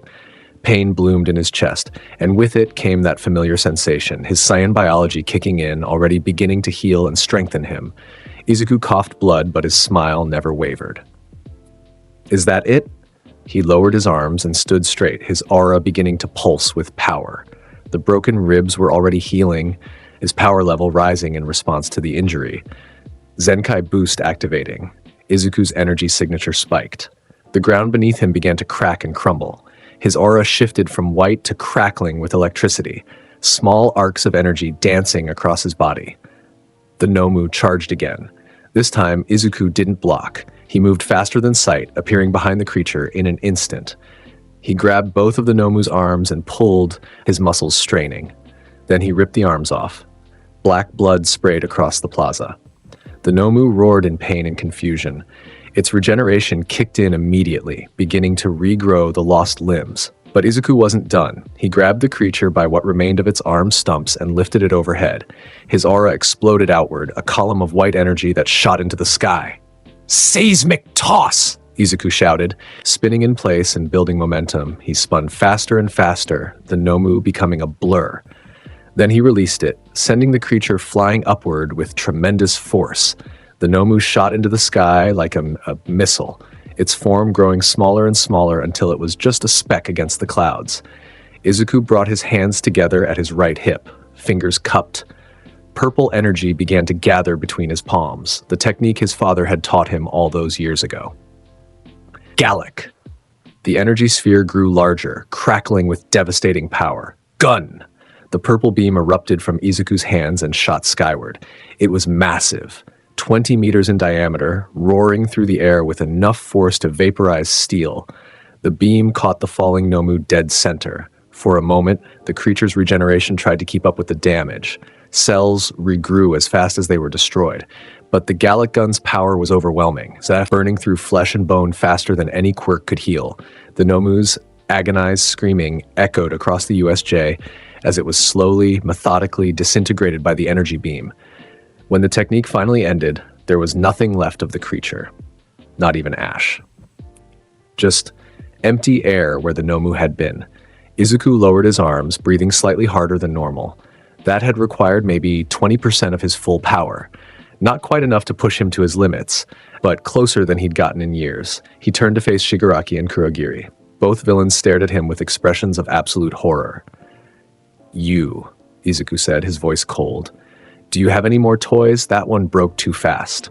Shigaraki's composure shattered. He scratched at his neck so hard that blood began to appear. "Impossible. Nomu was engineered to fight All Might. It had shock absorption, regeneration, enhanced strength. It was supposed to be unkillable." "Nothing's unkillable," Izuku replied. "You just needed more power." Kurogiri's portal began forming around Shigaraki. "We're leaving. Now. Like hell we are!" Shigaraki lunged forward, reaching for Izuku with his decay quirk. "I'll turn you to dust." Izuku didn't move. He simply released a pulse of his aura. The shockwave hit Shigaraki like an invisible wall, stopping his charge instantly and sending him flying backward. Kurogiri caught him with a portal, and both villains disappeared. The remaining low-level villains took one look at Izuku and scattered, fleeing in every direction. Within seconds, the USJ was empty of enemies. Izuku stood alone in the ruined plaza, surrounded by craters and debris. His tail swayed slowly behind him, his aura gradually fading back to normal levels. He looked up at the hole in the roof where his Gallic gun had punched through. That attack had felt good. Powerful. Like he was getting closer to something. But still not enough. He hadn't transformed. Hadn't even come close to the threshold he needed to cross. Izuku clenched his fists in frustration. The strongest opponent he'd faced in 3 years, and it still wasn't enough to unlock Super Saiyan. What would it take? "Midoriya," All Might's voice boomed across the facility. The symbol of peace came charging in, expecting to find students in danger. Instead, he found Izuku standing calmly in a crater, surrounded by unconscious villains and the destruction of a battle that had lasted less than 5 minutes. "Are you all right, my boy?" All Might asked, his tone shifting from concern to confusion as he surveyed the scene. "What happened here?" "Villains attacked," Izuku replied simply. "I dealt with them. You dealt with them." All Might looked at the massive crater where the Nomu had been obliterated. He looked at the shattered roof, the destroyed pillars, the unconscious villains scattered across the plaza. One student had done all of this. "Young Midoriya," All Might said carefully, "exactly how strong are you?" Izuku considered the question. Strong enough to handle most threats on Earth, he said. Not strong enough for what I'm trying to achieve. And what are you trying to achieve? Izuku looked at the symbol of peace with his green eyes, the only physical feature he'd inherited from his mother. Everything else was Saiyan. To become the strongest in the universe, he said simply, like my father wanted. Before All Might could respond, Eraserhead and the other teachers arrived with medical teams. They found the students safe, the villains defeated, and Izuku standing calmly at the center of it all. The aftermath was chaotic. Police questioned everyone. Medical personnel checked for injuries. Pro-heroes combed the facility for any remaining threats. Through it all, Izuku remained quiet. He answered questions when asked, but volunteered nothing. His classmates looked at him with a mixture of awe and fear. Even Bakugo was speechless, his usual bravado completely shattered by what he'd witnessed. Only Todoroki approached him directly. The heterochromatic boy walked up to where Izuku was sitting and looked at him with those mismatched eyes. That thing you fought, Todoroki said quietly. It was stronger than anything I've ever seen, and you destroyed it without even breaking a sweat. It was strong, Izuku acknowledged, but not strong enough. Not strong enough for what? Izuku met Todoroki's gaze. For what I need. Todoroki was silent for a moment. Then, I want to fight you. Seriously, with everything I have. For the first time since the battle ended, Izuku felt a spark of interest. Everything you have, including the fire you've been suppressing? Todoroki's expression hardened. How do you know about... I can sense power, Izuku interrupted. Your right side holds as much energy as your left, maybe more, but you refuse to use it. Why would a warrior deliberately cripple themselves? That's none of your business. It is if I'm going to fight you. Izuku stood up, his tail unwrapping from his waist. I don't waste time on opponents who won't give me their best. Use your full power or don't challenge me at all. He walked away, leaving Todoroki standing there with clenched fists and a conflicted expression. The USJ incident made national news. Reports of villains attacking UA students shocked the country. The fact that no students had been seriously injured was attributed to quick response from teachers and the unexpected presence of pro-heroes. Izuku's role in defeating the Nomu was downplayed in official reports. UA's administration didn't want to draw attention to how powerful their first-year student actually was. But within the hero community, word spread quickly. There was a kid at UA who destroyed a creature engineered to fight All Might, a student who could fly, fire energy blasts, and demonstrate strength far beyond any known quirk. Izuku Midoriya was becoming famous, whether he wanted to be or not. 2 days after the USJ attack, Izuku received a summons to Principal Nezu's office. He arrived to find not just the principal, but All Might and Eraserhead waiting as well. Ah, young Midoriya, Nezu said cheerfully, gesturing to a chair. Please sit down. We have much to discuss. Izuku sat, his expression neutral. He could sense the tension in the room, the carefully controlled concern radiating from the three educators. Let me be direct, Nezu continued. Your performance at the USJ was extraordinary. You single-handedly defeated an enemy that was specifically engineered to counter All Might's abilities. That raises several questions. Such as? Izuku asked. Such as the nature of your quirk, Eraserhead said. You've described it as energy manipulation, but that doesn't explain the full scope of your abilities. Flight, energy projection, superhuman strength and speed, apparent invulnerability. These aren't typically associated with a single quirk. Multiple quirks are possible, All Might added. We've seen villains with that capability, but you don't match any known profiles. Izuku remained silent. He'd known this conversation would come eventually. The question was how much to reveal. Young Midoriya, Nezu said gently, we're not accusing you of anything, but we need to understand what you are, for your safety and the safety of everyone around you. I'm a student, Izuku replied. That's all you need to know. Is it, though? Eraserhead leaned forward. You said your father taught you. Your file lists him as deceased with no recorded quirk. Who was he? Izuku's eyes narrowed fractionally. That's none of your business. Actually, it is, Nezu countered. You're a student at my school. If there's something about your background that could endanger others, I need to know. The room fell silent. All three educators watched Izuku carefully, waiting for his response. Izuku considered his options. He could refuse to answer and likely face expulsion. He could lie, but they'd probably see through it. Or he could tell a partial truth, enough to satisfy their curiosity without revealing his Saiyan heritage. My father was a warrior, Izuku said finally. He came from elsewhere. He trained me in combat techniques that predate modern quirk usage. What I can do isn't a quirk. It's training, discipline, mastery of energy that most people don't know exists. Ki, All Might said quietly. All eyes turned to him. You're talking about ki manipulation, the ancient art of channeling life force. Izuku looked at the symbol of peace with new interest. You know about ki? I've encountered it before, All Might admitted. During my travels, I met masters who could perform feats similar to yours, but they were elderly, dedicated practitioners who'd spent their entire lives perfecting the art. You're 15 years old. I've been training since I was 4, Izuku replied. My father was an exceptional teacher. Was? Nezu picked up on the past tense immediately. Izuku's expression hardened. He died protecting me 3 years ago. That's all I'm willing to say about him. The 3 educators exchanged glances. This explained much, but also raised new questions. I'm sorry for your loss, Nezu said sincerely. But young Midoriya, if you possess this level of power, you need to be careful how you use it. The world isn't ready for someone who can casually destroy city blocks. I know, Izuku said. That's why I hold back during training exercises. I'm not here to hurt anyone. I'm here to find strong opponents who can help me grow stronger. Why? All Might asked. What drives you to seek such power? Izuku's hand unconsciously moved to his chest over his heart. My father's dying wish. He wanted me to achieve something he couldn't, to reach the next level of power and become the strongest in the universe. Eraserhead paused. That's an impossible goal. Maybe, Izuku acknowledged, but I'm going to try anyway. Nezu studied the young warrior for a long moment. Then he smiled, a genuine, warm expression. I see.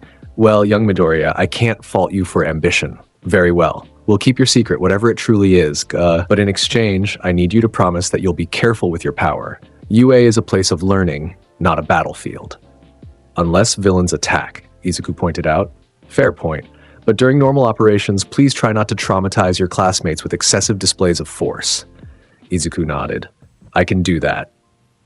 Good. Nezu clapped his paws together. Now let's discuss the upcoming sports festival. The UA Sports Festival was the biggest event in the hero world. Millions of viewers tuned in to watch the best students from the best hero school compete in tests of strength, skill, and determination.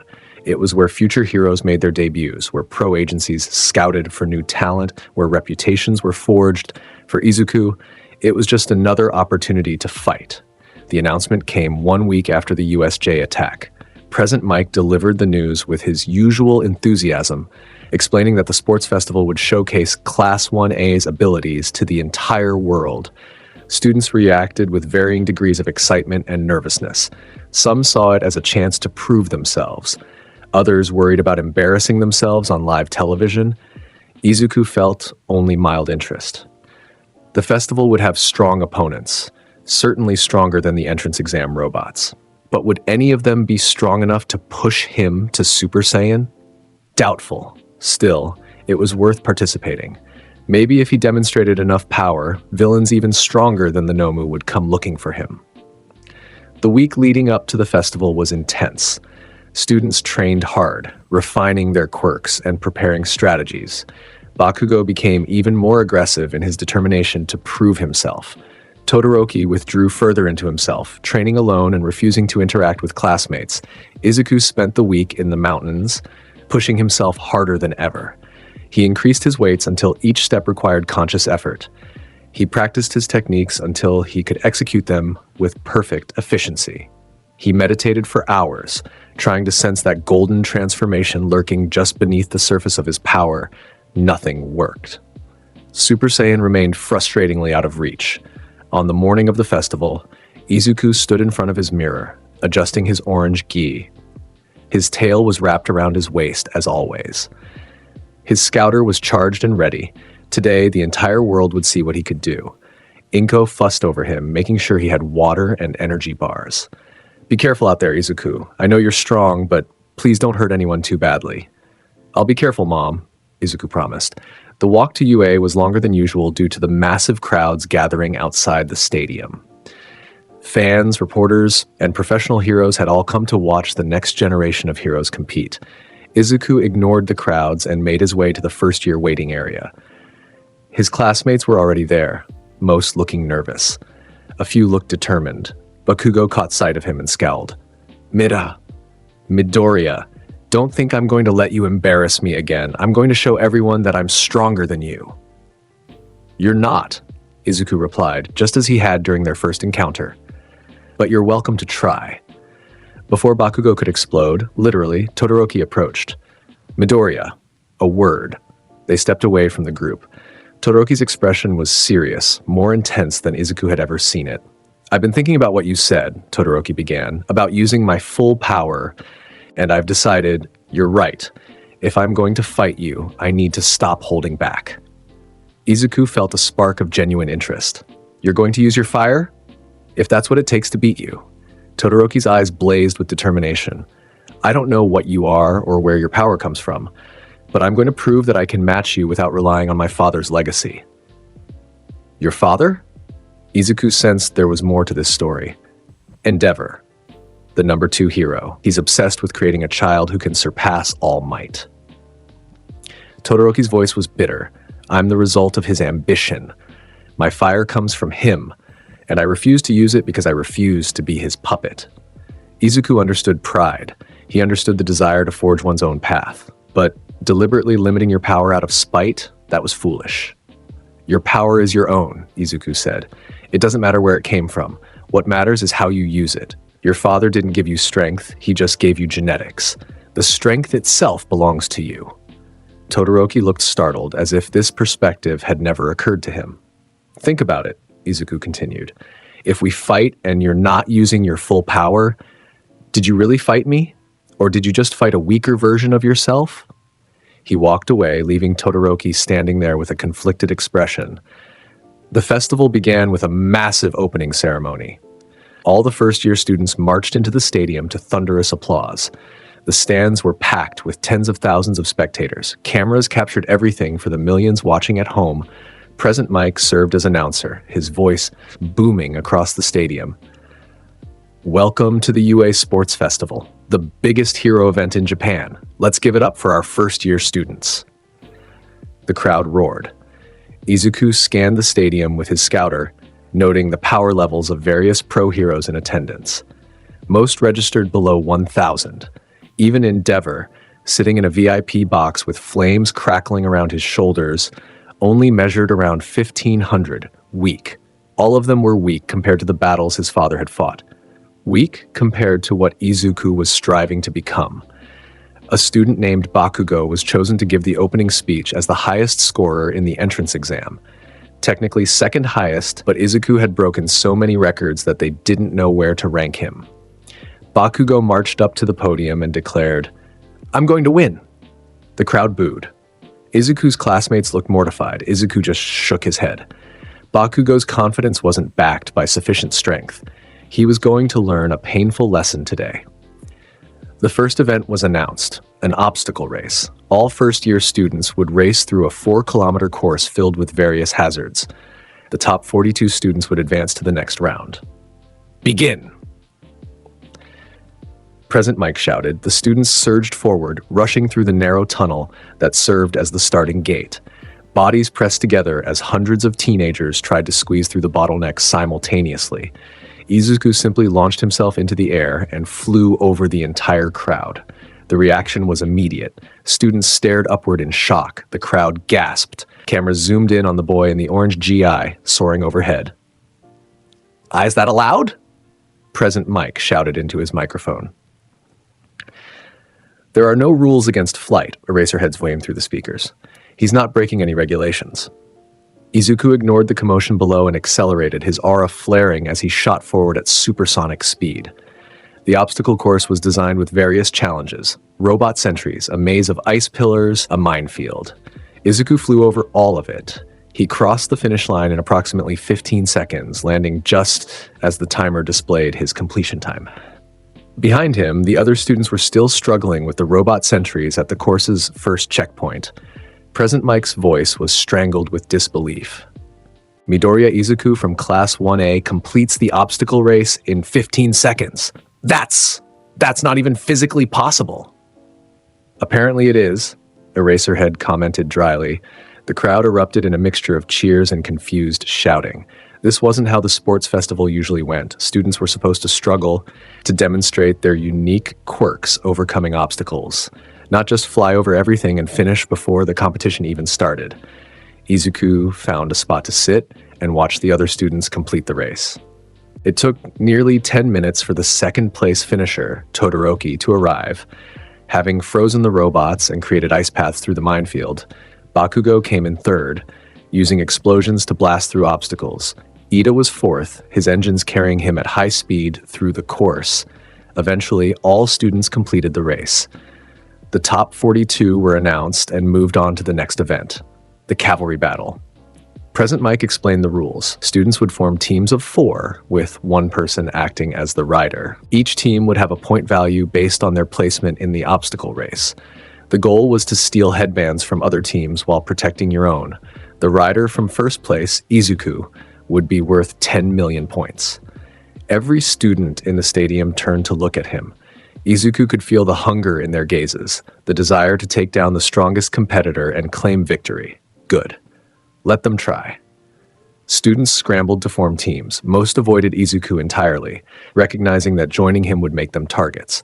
A few brave souls approached, hoping to ride his coattails to victory. Uraraka was one of them. Midoriya, want to team up? I can make us lighter so we move faster. Before Izuku could respond, a hand grabbed his shoulder. He turned to find Todoroki standing there. Team with me, the heterochromatic boy said. I'll use my full power, both ice and fire. Everything I have. Izuku raised an eyebrow. You're serious? Completely. You said I should fight with my full strength. I'm ready to do that. Todoroki's eyes blazed with determination. But I want to see your full strength too. No holding back. A slow smile spread across Izuku's face. Deal. They formed a team with Ida and a support student named Mei Hatsume, who had a quirk that enhanced her vision. The combination of Izuku's power, Todoroki's versatility, Ida's speed, and Mei's tactical awareness would be formidable. The cavalry battle began with Present Mike's shout, "Start!" Immediately, every team converged on Izuku's position. They knew he was worth 10 million points. Taking him down would guarantee victory. They had no idea what they were getting into. Izuku stood calmly on Ida and Todoroki's shoulders, with Mei supporting from behind, his tail swaying as dozens of students charged toward them from all directions. Ready? He asked his teammates. Ready, they responded in unison. Then let's show them what real power looks like. Izuku's aura flared outward, a column of white energy that shot into the sky. The pressure alone stopped the charging students in their tracks, forcing them to shield their faces from the wind. Todoroki unleashed his ice, creating a massive wall of frozen barriers around their team. Then, for the first time, he activated his fire. Flames erupted from his left side, melting strategic points in the ice to create openings for counterattacks. Ida's engines roared, carrying their team forward at incredible speed. They moved like a missile, weaving between other teams and snatching headbands with surgical precision. Izuku didn't even need to leave his perch. He simply pointed at opposing teams and released controlled pulses of ki that disrupted their formations and sent them tumbling. Within 3 minutes, Izuku's team had collected every single headband in the arena. Every single one. Present Mike's voice was reaching hysterical levels. This is unprecedented. Team Midoriya has acquired all the points. Every other team has been eliminated. The crowd was going insane. Pro heroes in the stands leaned forward, studying Izuku with intense interest. This level of dominance was unheard of. When the timer expired, Izuku's team stood alone at the center of the arena, surrounded by defeated classmates who could only stare in stunned silence. The final event was announced, one-on-one tournament battles. The top 16 students from the cavalry battle would face off in single combat, with the winner being crowned the sports festival champion. Izuku's bracket was revealed. He would face a series of opponents, each theoretically stronger than the last, culminating in a final match against whoever survived the other side of the bracket. His first opponent was a student from Class 1B with a hardening quirk. The match lasted 8 seconds. Izuku dodged one punch, delivered a precise strike to a pressure point, and his opponent collapsed unconscious. His second opponent was a girl who could create objects from her body fat. She tried to trap Izuku in a cage. He walked through it like it was paper and gently knocked her out with a tap to her forehead. His third opponent was Ida. The engine boy fought valiantly, using his speed and powerful kicks to try and land a hit. But Izuku was faster. He evaded every attack with minimal movement, then ended the match by catching Ida's leg mid-kick and sweeping his other foot out from under him. And then came the semifinals. Todoroki. The heterochromatic boy stood across the arena, his expression determined. Ice crackled on his right side, flames flickered on his left. "I'm using everything," Todoroki called out, "just like I promised." Izuku smiled. "Good, show me what you've got." Present Mike's voice boomed. "Begin!" Todoroki immediately created a massive ice wave that covered half the arena, but instead of just ice, he added fire, superheating the water vapor to create scalding steam that obscured vision. Clever. Using both elements in combination rather than separately, Izuku stood calmly as the steam surrounded him. He closed his eyes and relied on his energy sensing to track Todoroki's movements. There.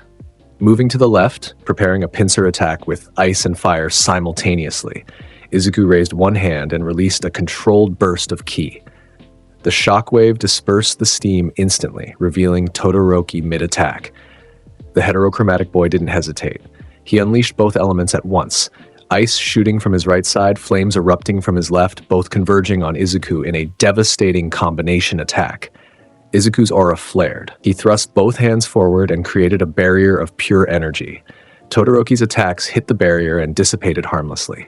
"Not bad," Izuku said. "You're actually using your full power. I'm impressed." He lowered the barrier and vanished. Todoroki's eyes widened. One moment, Izuku was across the arena. The next, he was right in front of Todoroki, close enough to touch. "But you're still not strong enough," Izuku said softly. He placed one hand on Todoroki's chest and released a pulse of energy. Not enough to hurt, but enough to overwhelm. Todoroki flew backward, his body sailing across the arena and crashing into the wall. He struggled to stand, ice and fire still flickering around him, determined to continue fighting.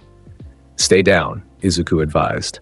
"You fought well. You used your full power like I asked, but the gap between us is too large." Todoroki's legs gave out. He collapsed to his knees, exhausted and defeated, but with no regrets on his face. He'd given everything he had. The crowd was silent, processing what they'd just witnessed. Then the applause started, a standing ovation for both fighters. Izuku helped Todoroki to his feet. "Thank you," he said quietly. "That was the best fight I've had in a long time." Todoroki managed a weak smile. "I still lost. But you fought with honor. My father would have respected that." The final match was against Bakugo, who'd somehow survived the other bracket through sheer determination and explosive power. The blonde stood across the arena, his expression a mixture of rage and desperation. He knew he couldn't win. Everyone knew he couldn't win, but Bakugo refused to back down. "I don't care how strong you are," Bakugo shouted. "I'm going to beat you. I'm going to prove that I'm the best." Izuku said nothing. He simply waited for the match to begin. When Present Mike shouted, "Start!" Bakugo charged forward with everything he had. Explosions erupted from his palms in a continuous stream, propelling him toward Izuku at incredible speed. Izuku didn't move. Bakugo's explosive punch came within centimeters of Izuku's face. Then it stopped. Izuku had caught Bakugo's fist in his hand, stopping the attack cold. The explosion detonated against Izuku's palm, but his energy barrier absorbed the blast harmlessly. "You've gotten stronger," Izuku observed. "Your explosions are more powerful than before." "Let go of me," Bakugo screamed, trying to pull free. "But you're still not strong enough." Izuku tightened his grip slightly. "Not enough to hurt, just enough to demonstrate absolute control. You rely too much on your quirk. You haven't learned to sense energy or control your life force. You're fighting with one hand tied behind your back." He released Bakugo and stepped back. "I'm going to end this now. Not to humiliate you, but to show you how far you still have to go." Izuku brought his hands together at his right hip. Energy began to gather, not the purple of Gallic gun, but brilliant blue. "This is Kamehameha," Izuku said, his voice carrying across the silent stadium. "Master Roshi's signature technique. My father learned it from a warrior he met during his travels. The blue energy sphere grew larger, crackling with power that made the air shimmer. Bakugo stared at it, his cocky expression replaced with genuine fear. Kamehameha. Izuku pulled his hands back, light the energy building to critical levels. Ha! The blue beam erupted from his palms and shot across the arena. It was massive, but carefully controlled. Powerful enough to demonstrate strength, focused enough not to kill. Bakugo tried to dodge. He tried to counter with his explosions. Nothing worked. The Kamehameha hit him square in the chest and carried him backward across the arena, through the boundary wall, and into the stadium seating area beyond. The beam finally dissipated, leaving Bakugo embedded in the concrete wall, unconscious and defeated. Silence. Then the crowd exploded into cheers so loud they could be heard across the city. Izuku lowered his hands, his expression calm. He'd won the sports festival without taking a single hit, without being pushed even remotely close to his limits. It was disappointing. But as he looked around at the shocked faces of students and pro heroes alike, Izuku realized something important. He'd just announced his presence to the entire world. Every villain, every warrior, every fighter in Japan now knew that Izuku Midoriya existed and possessed power beyond comprehension. Someone would come. Someone strong. And when they did, Izuku would be ready. Present Mike's voice echoed across the stadium. The winner of the UA Sports Festival is Izuku Midoriya. The celebration was elaborate. Medals were awarded. All Might himself presented Izuku with the first place prize, his expression thoughtful as he looked at the young warrior who dominated every event. Young Midoriya, All Might said quietly, away from the microphones. You were holding back today, weren't you? Izuku nodded. If I'd used my full power, I would have destroyed the stadium. I see. All Might's expression was grave. That's concerning and impressive. I'm still not strong enough, Izuku said. I haven't achieved the transformation my father showed me. Until I do, I'll keep training, keep fighting, keep pushing myself. Just be careful, All Might advised. Power without control is dangerous. Make sure you don't lose sight of what's important. Izuku didn't respond. His father's dying wish was all that mattered. Everything else was just noise. The weeks following the sports festival were chaotic. Izuku received thousands of hero agency internship offers. Pro heroes from across the country wanted to work with the student who demonstrated such overwhelming power. Izuku declined them all. He had no interest in learning from heroes who were weaker than him. What could they possibly teach him about combat that his father hadn't already covered? Instead, he requested permission to spend his internship week training alone in the mountains. Principal Nezu, recognizing that Izuku was a special case, approved the request. That week was brutal. Izuku pushed himself harder than ever before, utilizing every technique his father had taught him. He trained under 100 times Earth's gravity, using weighted clothing to simulate the effect. He fought wild animals enhanced by quirks. He meditated for hours, trying to sense the Super Saiyan transformation lurking just beneath the surface of his consciousness. Nothing worked. The golden form remained frustratingly out of reach. On the final day of his internship week, Izuku stood at the peak of a mountain, looking out over Japan. His power level had increased through constant training and several Zenkai boosts from near-death experiences. He was stronger than ever, but still not strong enough. Dad, he said to the empty air, I'm trying. I'm doing everything you taught me, but I can't reach it. I can't become Super Saiyan. The wind howled across the peak, but offered no answers. Izuku clenched his fists. He'd been so certain that the sports festival would push him over the edge, that fighting strong opponents in front of millions of people would trigger the transformation, but it hadn't. Because nobody at UA was truly strong enough to threaten him. He needed something more, some catalyst he hadn't found yet. His scouter beeped. Izuku froze. He hadn't worn the device during training, but he'd left it in his bag nearby. It was detecting something. He rushed to his bag and pulled out the scouter, activating it quickly. The red lens flickered to life, scanning the area. And then he saw it.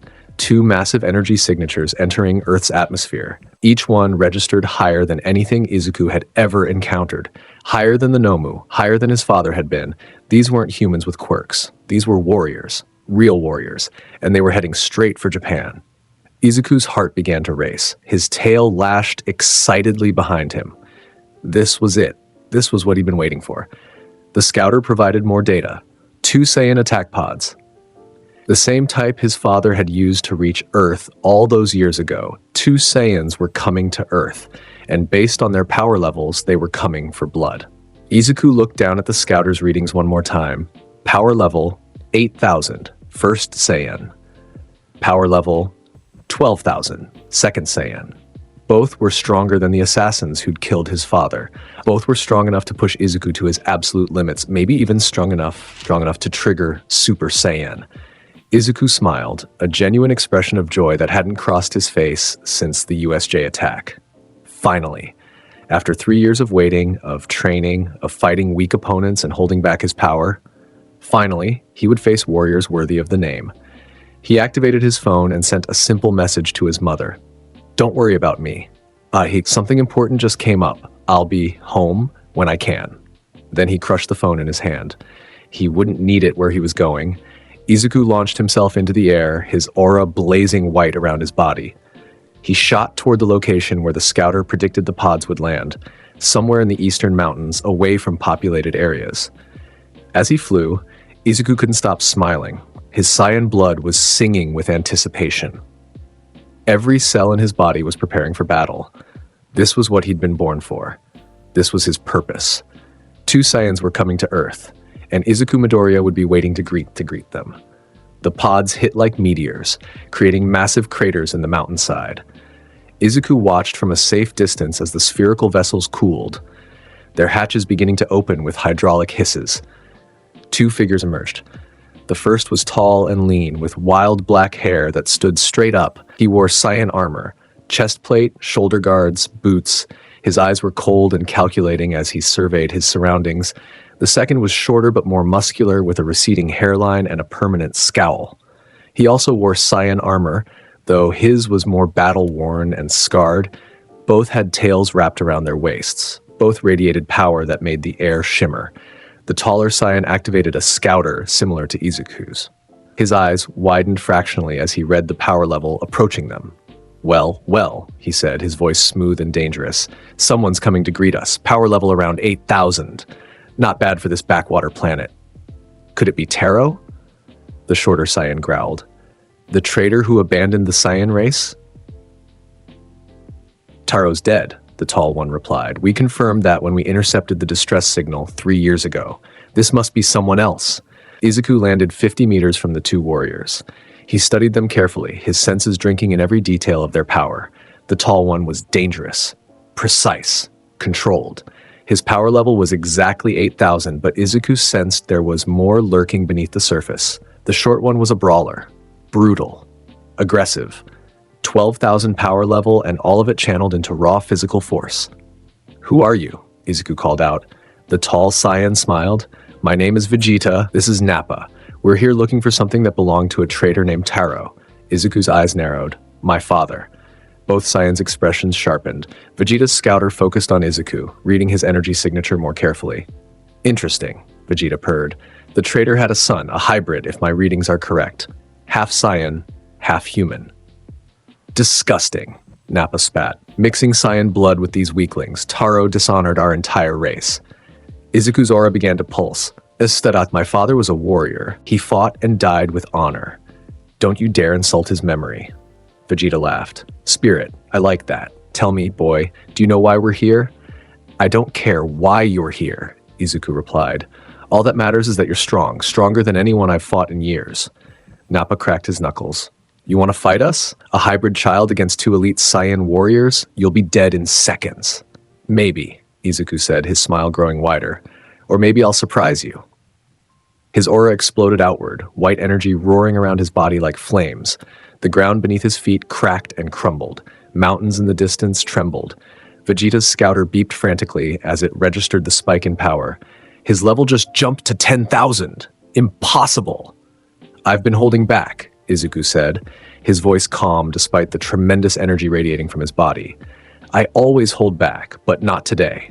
Today, I'm going to fight with everything I have. He settled into a combat stance his father had taught him. Come at me with your full power. Don't hold anything back, because I'm not going to. Nappa grinned savagely. You heard him, Vegeta. The whelp wants to die. Let me crush him. Be my guest, Vegeta said, stepping back. Show this hybrid what real Saiyan power looks like. Nappa stepped forward, his power level surging as he prepared for battle. The air around him distorted from the sheer force of his energy. Izuku's heart was pounding. His blood was singing. This was it. This was the battle he'd been waiting for. This was his chance to achieve Super Saiyan. Nappa moved first. The large Saiyan vanished from sight, his massive frame moving with impossible speed. Izuku's enhanced senses tracked the movement. Nappa was circling around, trying to attack from behind. A basic tactic, but executed with frightening velocity.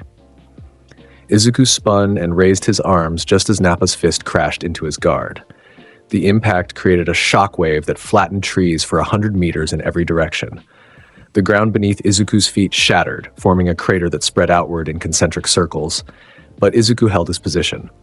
Not bad, Nappa grunted, his expression shifting from confident to surprised. You actually blocked that. Let's see how you handle this. The larger Saiyan pulled back his fist and unleashed a combination assault: left hook, right cross, knee strike, elbow smash. Each blow came faster than the last, each one carrying enough force to demolish a building. Izuku weaved between the attacks, his body moving on pure instinct honed by years of training. When Nappa overextended on a particularly powerful right hook, Izuku saw his opening. He ducked under the blow and drove his fist into Nappa's armored midsection. The impact dented the Saiyan armor and sent Nappa skidding backward across the rocky ground. Nappa looked down at the dent in his chest plate, then back at Izuku. A savage grin spread across his scarred face. You can hit. Good. I was worried this would be boring. He planted his feet and thrust both hands forward. Bomber DX! A massive sphere of yellow energy formed between Nappa's palms, growing larger and brighter until it was the size of a car. Then he fired it directly at Izuku with a roar of exertion. Izuku brought his hands together at his right hip, fingers cupped. Purple energy crackled to life between his palms. Gallic gun! The purple beam erupted from Izuku's hands and collided with Nappa's yellow sphere mid-flight. The two attacks struggled against each other for a moment, energy crackling and sparking where they met. Then Izuku pushed more power into his technique. The Gallic gun overwhelmed Nappa's attack, consuming the yellow sphere and continuing forward. Nappa's eyes widened, and he dove to the side, barely avoiding the purple beam that carved through the mountain behind him like a hot knife through butter. The mountain groaned and began to collapse, sending tons of rock and debris cascading down its slopes. Fast, Izuku commented. Your reaction time is excellent. You're full of surprises, hybrid. Nappa shot into the air, his aura blazing around him. Let's take this up high where we can really cut loose. Izuku launched himself skyward in pursuit. The two warriors met 500 meters above the ground, their fists colliding with enough force to create a visible shockwave that rippled through the clouds. They separated and began trading blows at supersonic speed. Punch, block, kick, dodge. A deadly dance performed at velocities that would be invisible to normal human eyes. Each impact created sonic booms that echoed across the mountains. Each missed attack carved through the air with enough force to part clouds. Nappa was stronger than anyone Izuku had fought before. His 12,000 power level translated to devastating physical force. Every punch that connected sent jolts of pain through Izuku's body. Every kick threatened to break bones, but Izuku was holding his own. His 10,000 power level, enhanced by perfect technique and Saiyan instincts, allowed him to match Nappa blow for blow. They clashed and separated, hovering in the air and breathing hard. Izuku's orange gi was torn in several places, blood seeping from cuts on his face and arms. Nappa's armor was cracked and dented, a trickle of blood running from his nose. You're tough for a hybrid, Nappa admitted by wiping blood from his mouth. Taro trained you well, but training can only take you so far. He raised one hand above his head, and a massive ball of yellow energy began to form. It grew larger and larger, eventually dwarfing Nappa's own body. The sheer size of the attack was staggering, easily 50 meters in diameter. Let's see you survive this. Giant storm! Nappa hurled the colossal energy sphere downward. It descended toward Izuku like a falling sun, its heat alone igniting the air around it. Izuku's mind raced. That attack was too large to deflect, too powerful to block. If it hit the ground, it would destroy everything for dozens of kilometers. Cities, forests, thousands of innocent people. He had to stop it here. Izuku flew directly toward the descending energy sphere, his aura flaring brighter than ever before. He positioned himself beneath the massive attack and thrust both hands upward, catching it against his palms. The weight was incredible. The heat was unbearable. Izuku's arms trembled as he struggled to hold back the enormous sphere of destructive energy. His power level spiked as he pushed more and more ki into his defense, his aura blazing white around his body. Fool! Nappa laughed from above. You can't stop it. That attack will crush you and everything below. Izuku's muscles screamed in protest. His bones creaked under the pressure. Blood ran from his nose as he poured everything he had into holding back the giant storm. But his Saiyan biology was responding. The stress, the damage, the desperate need for more power, all of it was triggering his cells to adapt and grow stronger. His power level began to climb. 10,500, 11,000, 11,500. I won't let you destroy everything. With a roar that shook the heavens, Izuku thrust his hands upward with explosive force.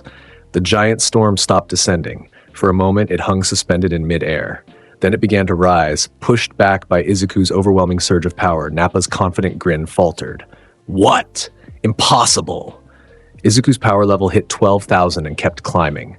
His aura shifted, becoming brighter, more intense. He was matching Nappa now, actually matching him in raw power.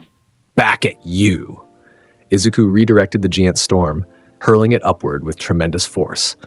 The massive energy sphere shot skyward like a rocket, climbing higher and higher until it detonated in the upper atmosphere in a blinding flash of light that could be seen from space. Nappa stared in disbelief. Then his expression hardened into fury. You actually pushed back my full power attack. Fine. No more holding back. The large Saiyan's aura exploded outward, his power level surging even higher. His muscles bulged as he accessed reserves of strength he'd been keeping in check. His scouter reading climbed to 13,000. He vanished and reappeared directly in front of Izuku, driving a devastating punch into his stomach. Izuku's eyes bulged. He coughed blood as the blow punched through his guard and drove deep into his midsection. He felt ribs crack from the impact. Nappa didn't give him time to recover. He followed up with a brutal combination: uppercut to the jaw, elbow to the spine, knee to the ribs, hammer fist to the skull. Each blow was calculated to cause maximum damage. Izuku fell from the sky, his body limp and broken. He crashed into the mountainside below, carving a trench through solid rock before finally coming to a stop in a crater of his own making.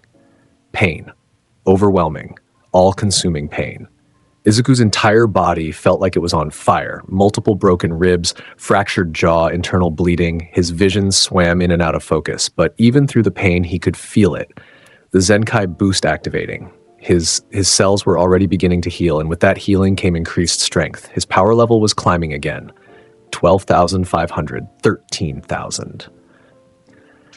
Nappa descended slowly, landing on the edge of the crater. He looked down at Izuku's broken body with something approaching disappointment. That's it? I expected more from Taro's son. Guess hybrid blood really does make you weaker. Izuku pushed himself to his hands and knees, coughing blood. I'm not done. Yes, you are. Nappa raised one hand, energy gathering in his palm. Time to die, half-breed. Don't worry, I'll make it quick. Izuku's mind flashed back to his father's final moments. Taro lying in a crater much like this one, his body broken beyond repair.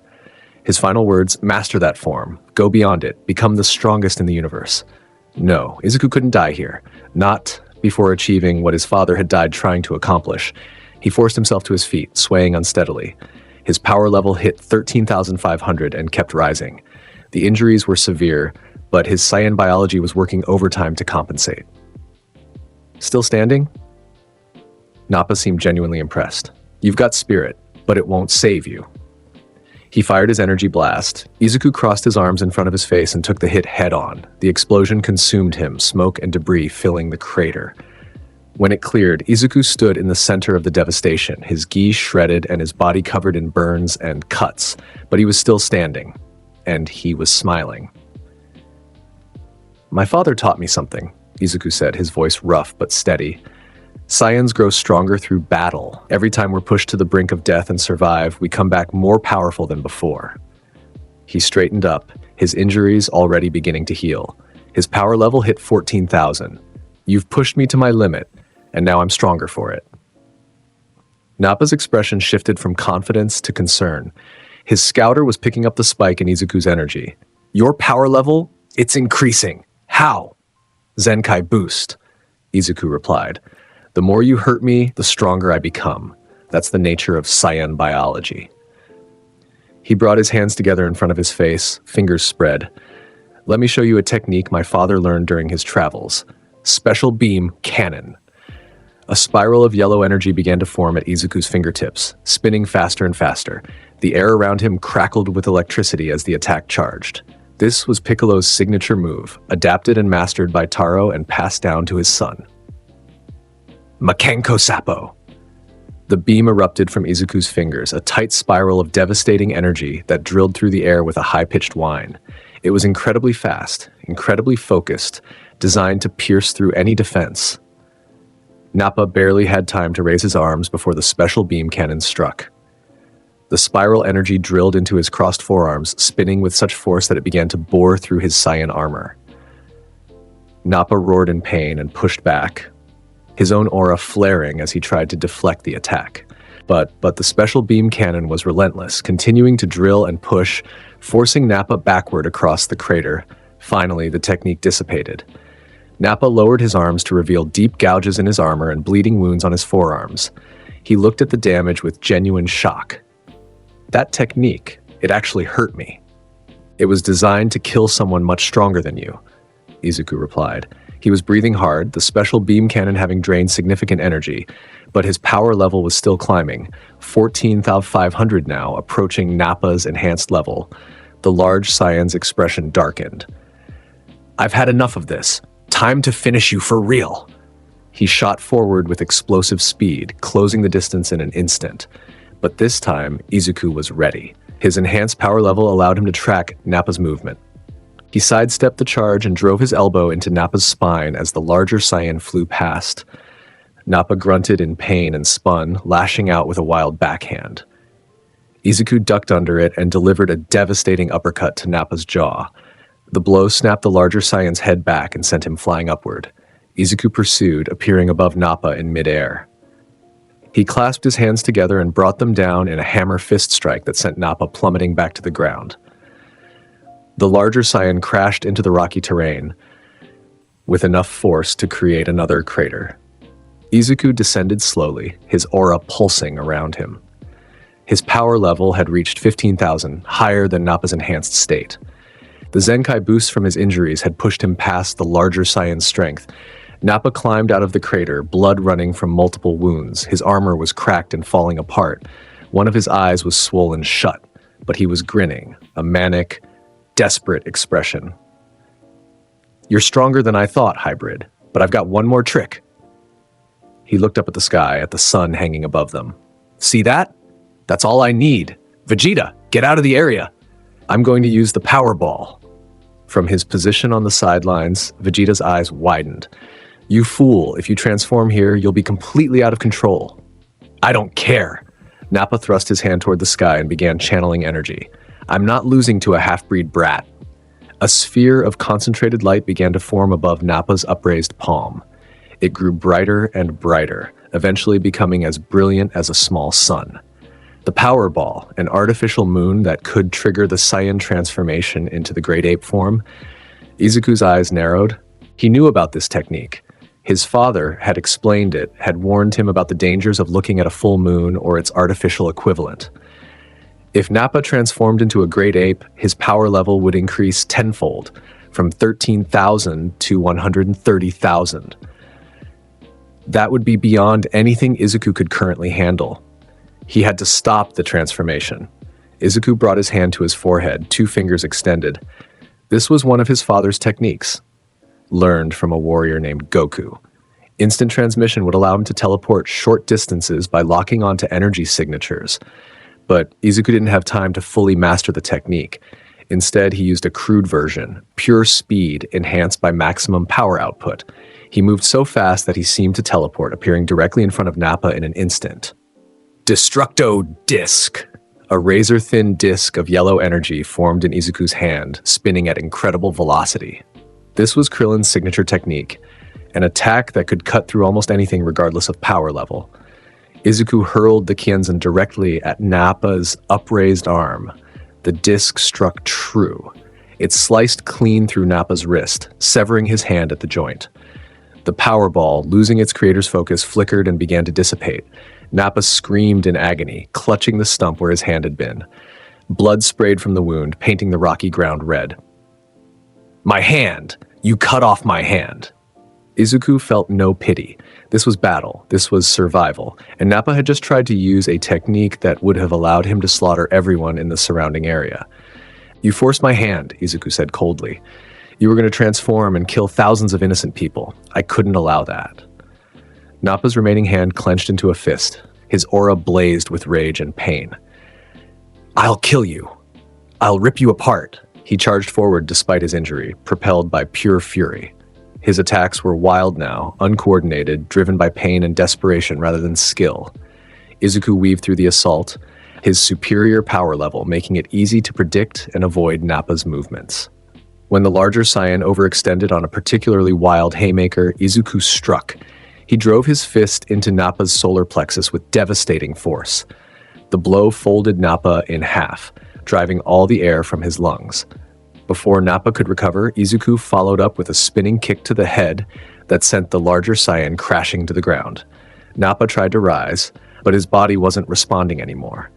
Too much damage, too much blood loss. His power level was dropping rapidly as his strength faded. Izuku stood over the fallen warrior, his expression cold. "You fought well, but you weren't strong enough." He raised one hand, palm facing downward. Blue energy began to gather. The technique Master Roshi had created, the attack his father had learned during his travels on Earth. The Kamehameha, but compressed to point-blank range for maximum devastation. "Wait," Nappa gasped, his voice weak. "Wait, we can make a deal. I'll tell you everything about the Saiyan race, about planet Vegeta, about your father's past. Just spare me." Izuku's expression didn't change. "My father taught me to show mercy to worthy opponents. But you tried to transform into an uncontrollable monster that would have killed everyone nearby. You're not worthy of mercy." The blue energy in his palm grew brighter. "Goodbye, Nappa. K. Me. Ha. Me." The compressed energy reached critical mass, blazing with power that made the air shimmer. Nappa's eyes widened in terror as he realized what was coming. Ha! The Kamehameha erupted from Izuku's palm at point-blank range. The blue beam was only a meter in diameter but contained tremendous power, focused into a tight column of destruction. It struck Nappa's chest and burned through him instantly. The Saiyan warrior had time for one final scream before the Kamehameha consumed him. His body was vaporized, reduced to nothing but scattered atoms in the wind. When the technique finally ended, there was nothing left. No body, no armor, no evidence that Nappa had ever existed except for the scorched crater where he'd fallen. Izuku lowered his hand and took a deep breath. His power level had peaked at 15,000 during the battle, enhanced by multiple Zenkai boosts. He'd killed his first Saiyan warrior, a feat that should have felt momentous. Instead, he felt only emptiness. Nappa had been strong, yes, stronger than anything on Earth, but he hadn't been strong enough to push Izuku to Super Saiyan. The transformation remained frustratingly out of reach. Impressive. Izuku turned to find Vegeta walking toward him, hands in his pockets, expression unreadable. The Saiyan Prince had watched the entire battle from the sidelines. "You actually killed Nappa," Vegeta continued, his tone conversational. "I didn't think you had it in you. That weakling was starting to bore me anyway." Izuku studied Vegeta carefully. The shorter Saiyan's power level read as 8,000 on his scouter, but Izuku's instincts were screaming that something was wrong. The energy signature didn't match the confidence in Vegeta's posture. "You're suppressing your power," Izuku said flatly, Vegeta's lips curved into a small smile. "Perceptive. Yes, I've been holding back. Unlike that fool Nappa, I know how to control my energy. My true power level is significantly higher than what your little scouter shows." He stopped walking about 10 meters from Izuku. "I have to admit, Hybrid, you surprised me. Your power increased dramatically during the battle with Nappa. That Zenkai ability really is remarkable. But let me ask you something. Do you think you can trigger another boost against me? We'll find out, Izuku replied. Vegeta chuckled. Such confidence. I like that, but confidence won't save you from what's about to happen. His aura began to surge, power flooding through his body. The ground beneath his feet cracked and crumbled. Small stones began to float upward, lifted by the sheer pressure of his energy. Izuku's scouter beeped frantically as it registered the spike in power. The numbers climbed rapidly. 10,000, 12,000, 15,000, 18,000. Vegeta's power level settled at 18,000, 3,000 points higher than Izuku's current maximum. This is my true strength, Vegeta said, his voice carrying across the destroyed battlefield. I am the prince of all Saiyans. I am elite warrior born, and you, Hybrid, are about to learn the difference between us. He vanished. Izuku barely had time to raise his guard before Vegeta's fist crashed into his face.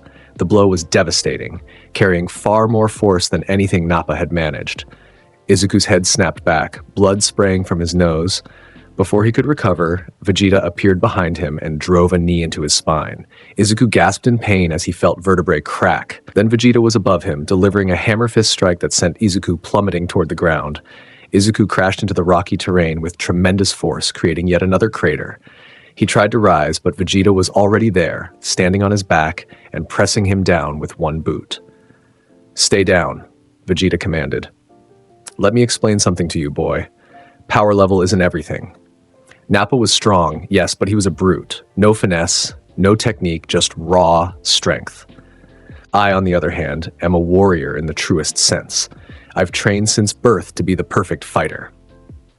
He ground his boot down harder, eliciting a grunt of pain from Izuku. Your father, Taro, was a low-class warrior, weak bloodline. The fact that you've achieved this much power is actually impressive considering your heritage, but you're still limited by your inferior genetics. Izuku's hands clenched into fists.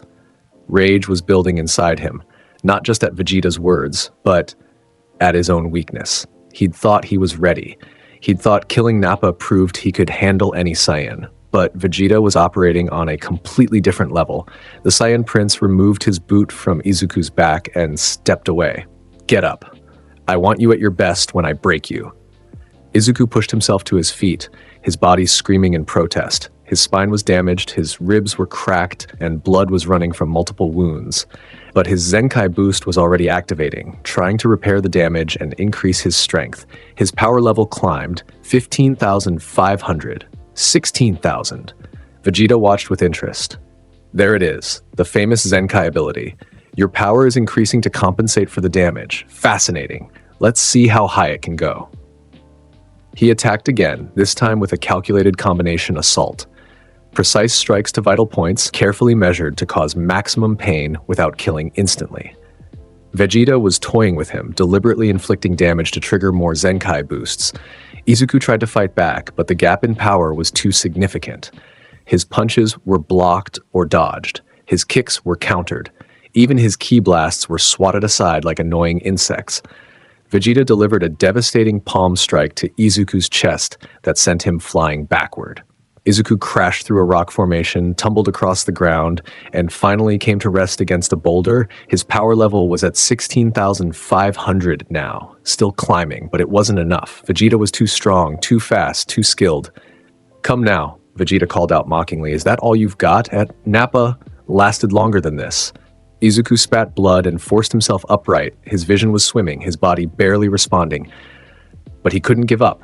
Not yet. Not while there was still fight left in him. He brought his hands together at his right hip, fingers cupped. Gallic gun! The purple beam erupted from his palms, massive and devastating. It carved through the air toward Vegeta with tremendous force. Vegeta didn't move. He simply raised one hand, palm facing forward. Pathetic. The Gallic gun struck Vegeta's palm and stopped. The purple beam pushed against the Saiyan Prince's hand but couldn't advance any further. Vegeta stood there casually, holding back Izuku's signature technique with one hand and a bored expression. Then he pushed back. The Gallic gun reversed direction, flying back toward Izuku. The beam struck him head-on, the explosion consuming him in purple fire. When the smoke cleared, Izuku lay in another crater, his GI completely destroyed and his body covered in severe burns. His power level hit 17,000 as his Zenkai boost worked frantically to keep him alive. Vegeta descended into the crater, looking down at Izuku's broken body. "You're durable, I'll give you that. Most warriors would be dead by now, but you keep getting back up. That Saiyan blood really is something special, even diluted as yours is."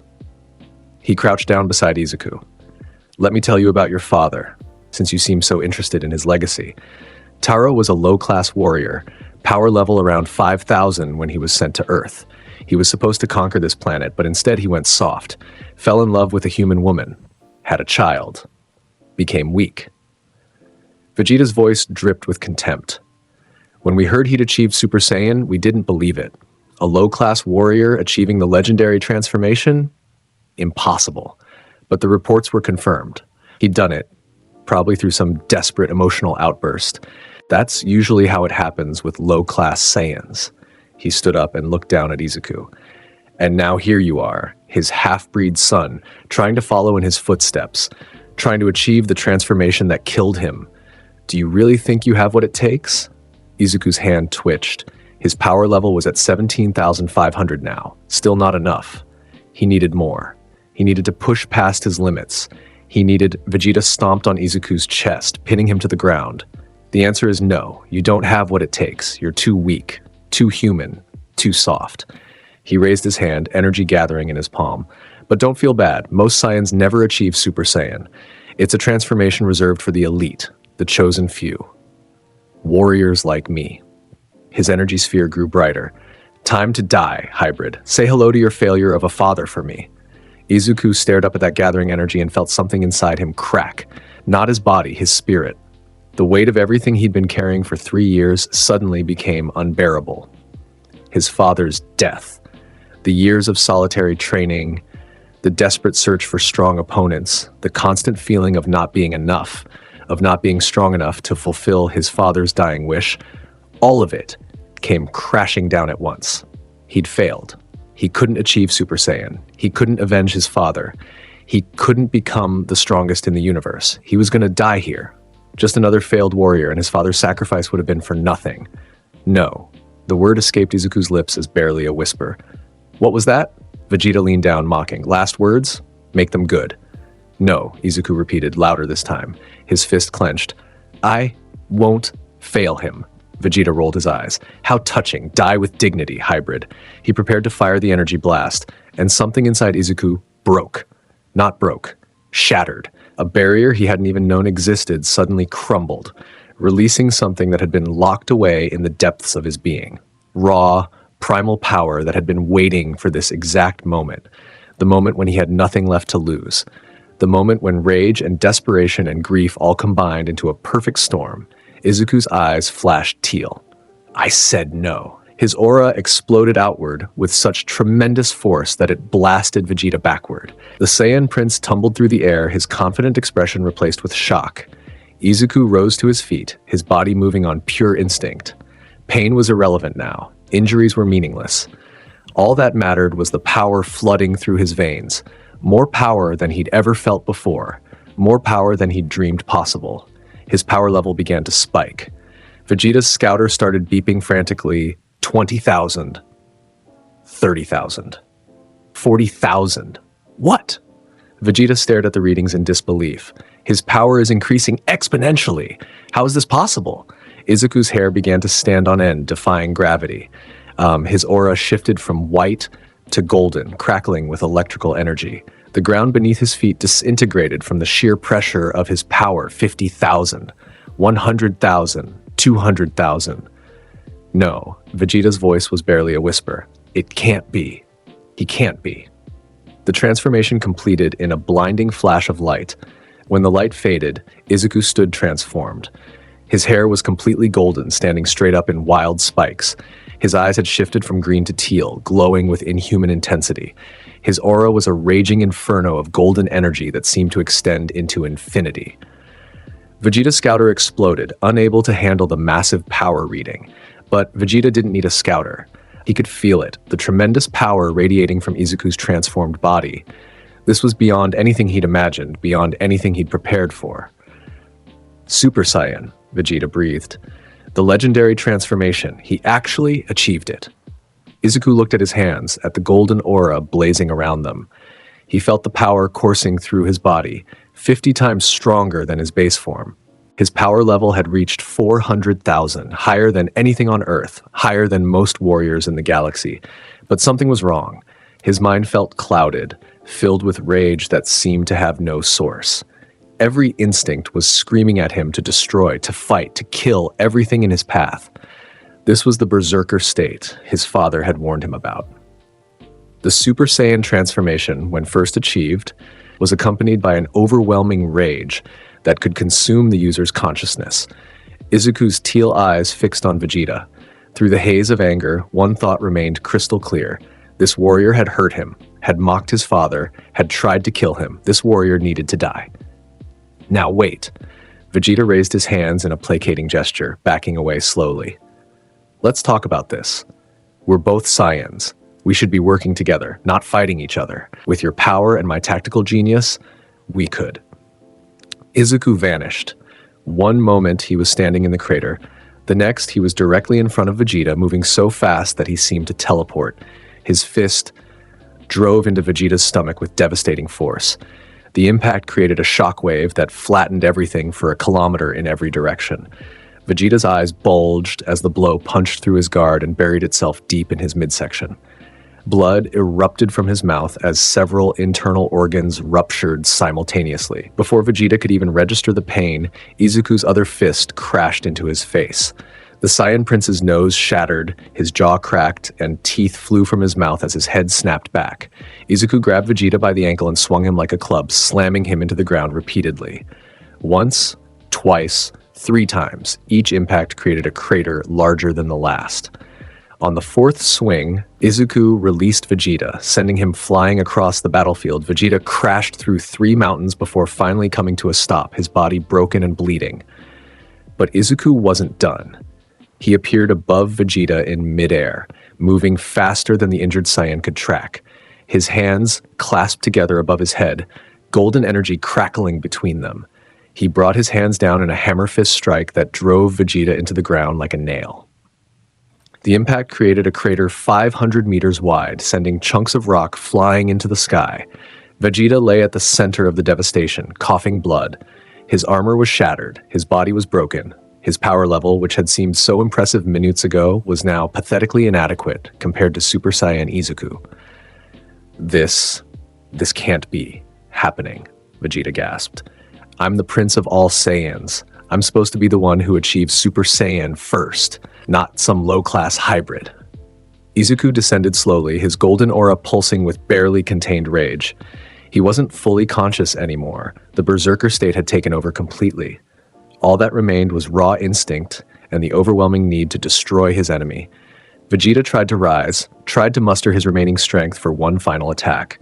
He thrust his hands forward, gathering energy for his most powerful technique. Final flash! A massive yellow beam erupted from Vegeta's palms, 30 meters wide and blazing with every ounce of power he had left. The attack was devastating enough to destroy a planet if left unchecked. Izuku raised one hand casually and caught the beam. The final flash pushed against his palm, its tremendous power trying to force its way through. But Super Saiyan Izuku stood firm, his golden aura shielding him from the attack. He squeezed his hand into a fist, and the final flash dissipated like smoke. Vegeta stared in horror. His ultimate attack, the technique that had taken him years to master, had been negated with one hand. Impossible, he whispered. Izuku walked forward slowly, each step deliberate. The ground cracked beneath his feet from the sheer pressure of his power. His teal eyes were fixed on Vegeta with single-minded intensity. Vegeta tried to retreat, tried to fly away, tried anything to escape. But his body was too damaged, too exhausted. He collapsed to his knees, blood pouring from dozens of wounds. Wait, he gasped. Please. I'm the last of the Saiyan royal bloodline. You can't. Izuku grabbed him by the throat and lifted him off the ground. Vegeta clawed at Izuku's arm, trying desperately to break free, but it was like trying to move a mountain. My father, Izuku's voice was distorted, deeper than normal, barely recognizable. You mocked my father. I'm sorry, Vegeta choked out. I was wrong. Your father was strong. He was not strong enough. Golden energy began to gather in Izuku's free hand. Neither are you. He brought his hand to Vegeta's chest, palm flat against the Saiyan Prince's armor. Purple energy crackled to life, not his normal Gallic gun, but something corrupted by the Super Saiyan transformation. The purple had shifted to gold, blazing with power that made the air scream. Gallic gun! The golden beam erupted at point-blank range, pouring directly into Vegeta's chest. The Saiyan Prince screamed as the energy burned through his armor, through his skin, through his organs. His body began to glow from within as the tremendous power overloaded every cell. Izuku held him there, pumping more and more energy into the attack. The Gallic gun was normally a quick burst, but in his berserker state, Izuku maintained it, extending the technique far beyond its normal duration. Vegeta's screams faded. His body stopped struggling. And then, finally, he began to disintegrate. Starting from the chest where the Gallic gun was pouring in, Vegeta's body crumbled to ash. The process spread outward, torso, arms, legs, head, until nothing remained but scattered particles carried away on the wind. When Izuku finally released the technique, his hand was empty. Vegeta, the prince of all Saiyans, elite warrior and conqueror of worlds, had been reduced to nothing. Izuku stood there for a long moment, his golden aura pulsing around him. The berserker rage was beginning to fade, consciousness slowly returning. He looked at his hands, at the golden energy crackling between his fingers. He'd done it. He'd achieved Super Saiyan. And he'd killed 2 Saiyan warriors who had come to Earth seeking his father's legacy. The transformation suddenly felt heavy, draining. Izuku's power level began to drop as his body struggled to maintain the Super Saiyan form. This was his first time using it, and his body wasn't accustomed to the tremendous energy requirements. The golden aura flickered and died. His hair fell back to its normal green-black color. His eyes shifted from teal back to green. The transformation ended, leaving Izuku standing in his base form. He immediately collapsed, exhaustion overwhelming him. His body had been pushed far beyond its limits. The battle with Nappa, the brutal beating from Vegeta, and then the Super Saiyan transformation on top of it all. As consciousness faded, Izuku felt something. A presence, warm and familiar. For just a moment, he could have sworn he felt his father's hand on his shoulder, pride radiating from that ghostly touch.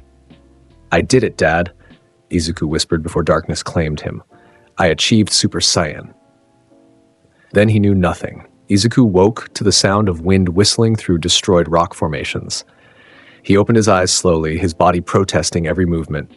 He was lying in a crater, one of many that now dotted the mountainside, surrounded by evidence of the battles he'd fought. How long had he been unconscious? Minutes? Hours. He forced himself to sit up, wincing at the pain. But it was manageable pain, not the overwhelming agony he'd experienced during the battles. His Zenkai boost had activated during his unconsciousness, healing his injuries and strengthening his body. He activated his scouter to check his power level, 18,000 in base form. Higher than Vegeta's suppressed state, though still lower than the Saiyan Prince's true maximum, but that didn't matter anymore, because Izuku could now transform. He stood up carefully, testing his body's limits. Everything seemed to be working properly. His tail was intact, swaying behind him. His ki reserves were depleted but recovering. He looked around at the devastation. 3 mountains had been completely destroyed. Craters dotted the landscape as far as he could see. Scorch marks from energy attacks covered every surface. And in the distance, he could see 2 impact craters where the Saiyan attack pods had landed. Vegeta and Nappa's transportation to Earth, now sitting empty and abandoned. Izuku flew to the nearest pod and examined it. The technology was beyond anything Earth possessed. Saiyan engineering designed for interstellar travel. He could probably use one of these pods to leave Earth if he wanted, to explore the galaxy and find even stronger opponents. But not yet. There was still unfinished business here. He needed to test his new transformation, to make sure he could access it at will and maintain control. The berserker state was dangerous. He'd been completely consumed by rage, barely conscious of his actions. If he couldn't master the form, it would be more liability than asset. Izuku closed his eyes and focused inward, trying to sense the power he'd accessed during the battle. It was there, lurking just beneath the surface of his consciousness. a well of golden energy waiting to be tapped. He reached for it carefully, trying to trigger the transformation without the desperate rage that had fueled it before. Nothing happened. He tried again, pushing harder. His power level spiked slightly, but the transformation didn't activate. Frustration built inside him. He'd achieved it once. Why couldn't he access it now? Then he understood. The Super Saiyan transformation wasn't just about power. It was triggered by emotion, specifically rage. Pure, overwhelming anger combined with desperation. During the battle, he'd been pushed to the absolute edge. Vegeta had been about to kill him, had mocked his father's memory, had represented everything Izuku was fighting against. That perfect storm of emotion had shattered the barrier holding back the transformation. But now, in the calm aftermath, he couldn't generate that same level of rage.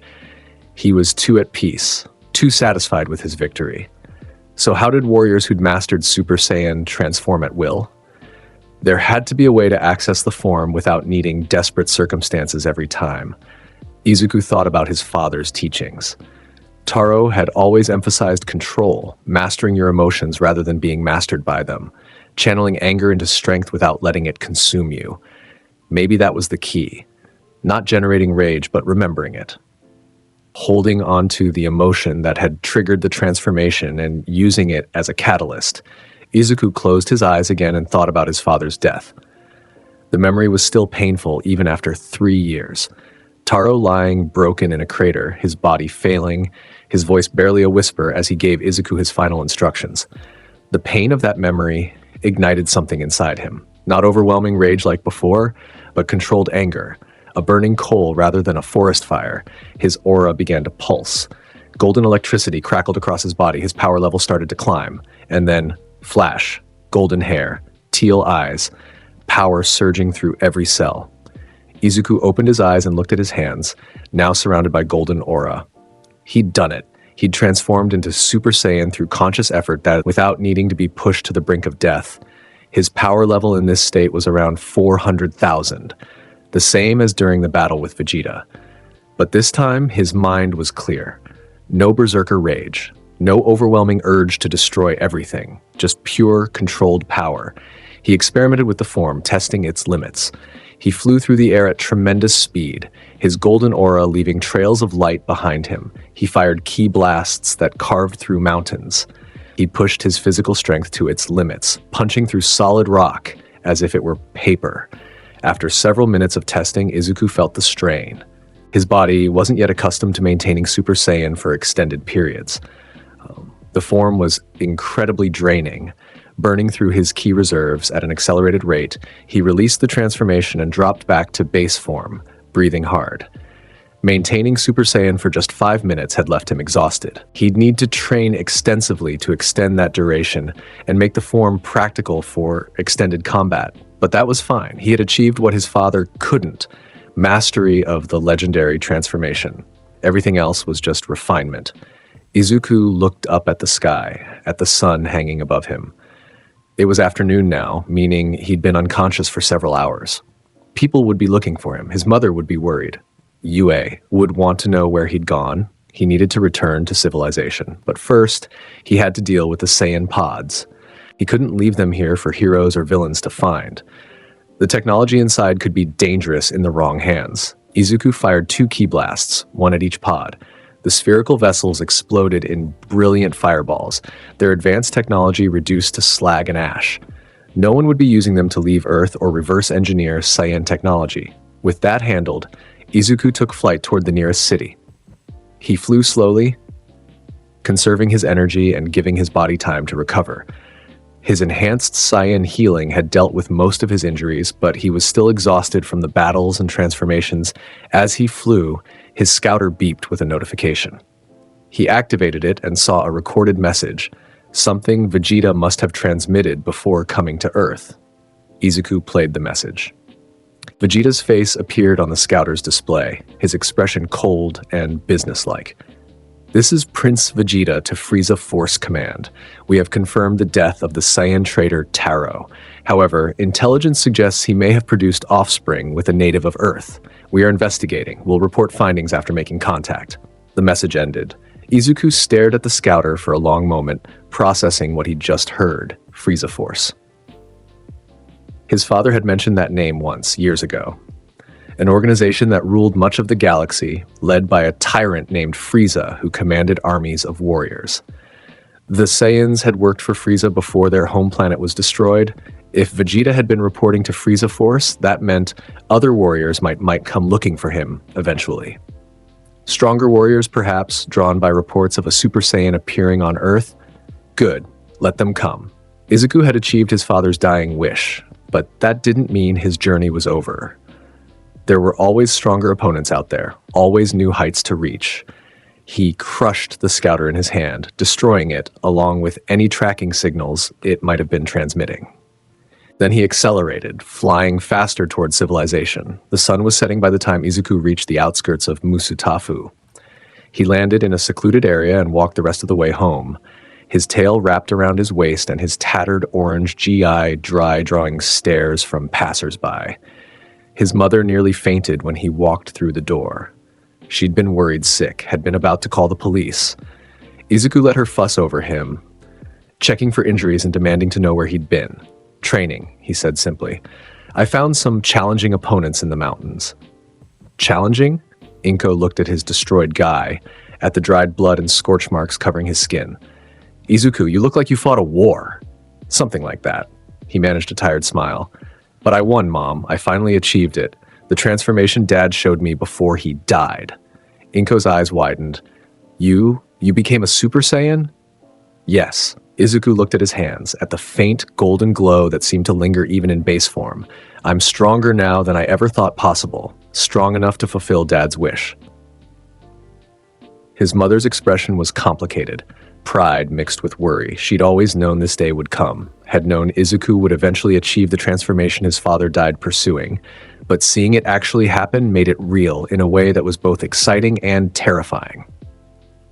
Just promise me, she said quietly, that you'll be careful. I already lost your father. I can't lose you too. I promise, Izuku said, pulling her into a hug. I'll be careful.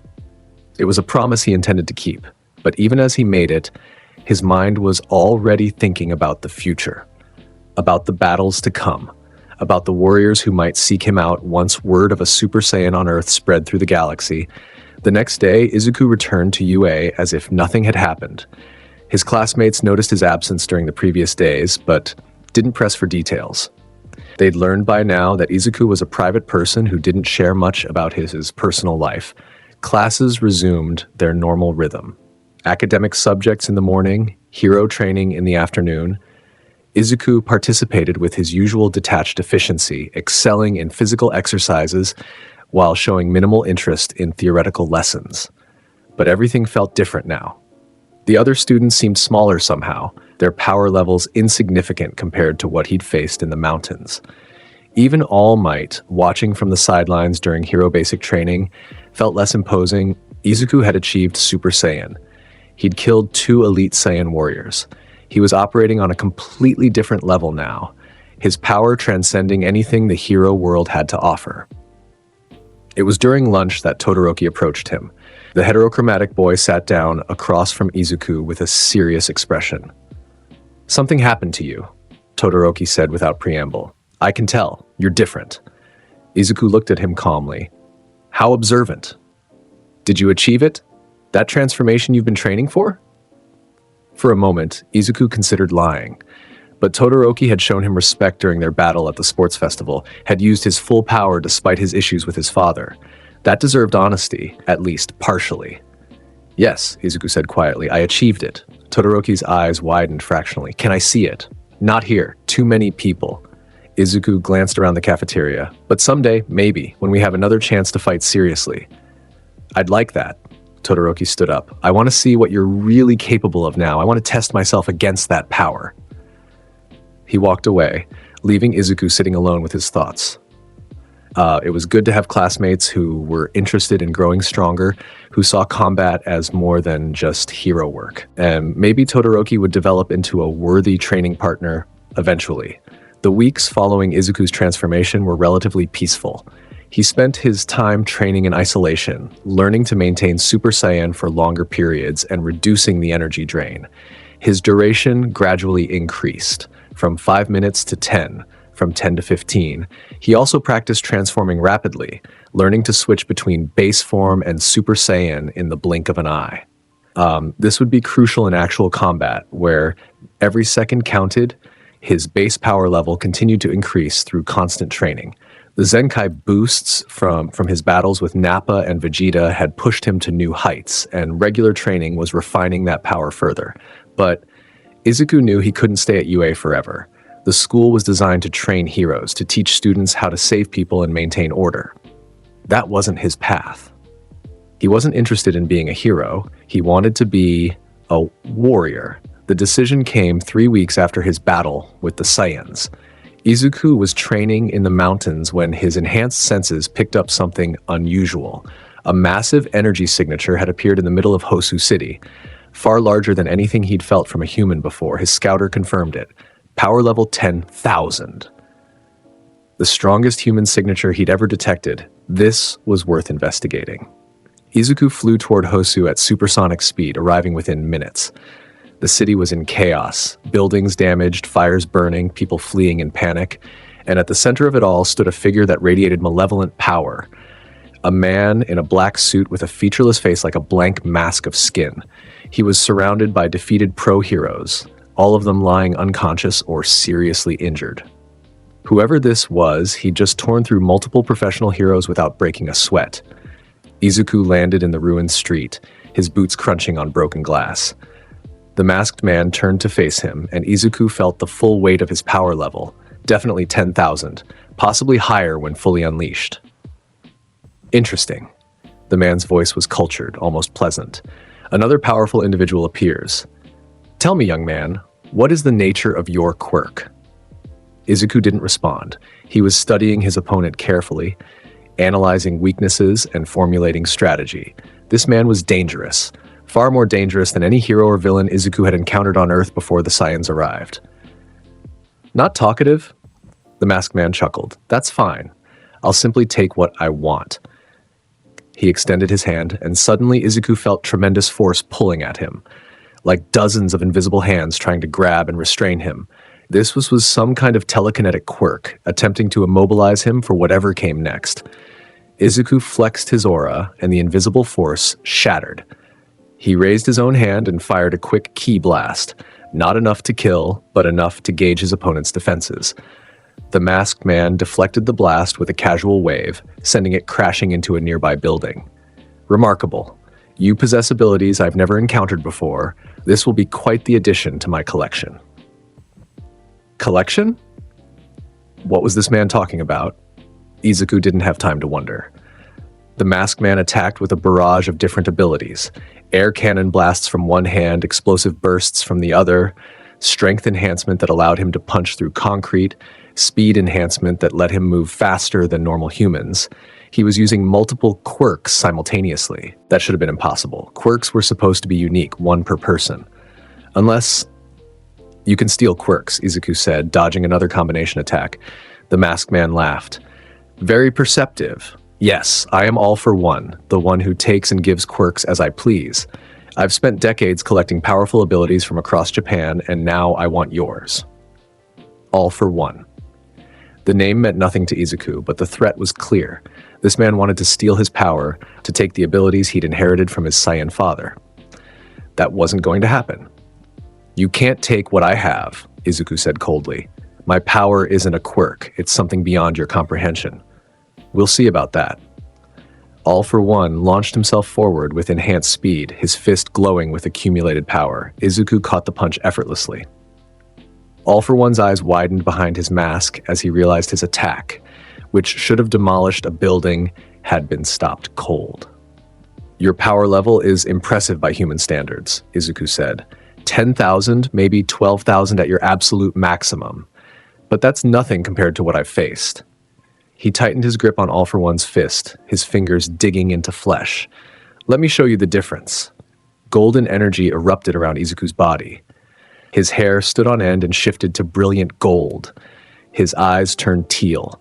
His power level exploded from 18,000 in base form to 400,000 in Super Saiyan, All for One tried to pull away, tried to teleport, tried every escape method in his vast arsenal of stolen quirks. Nothing worked. Izuku's grip was absolute. "This is Super Saiyan," Izuku said, his voice distorted by the transformation. "The legendary form of the warrior race I'm descended from. My father achieved it for just a moment before he died. I've mastered it."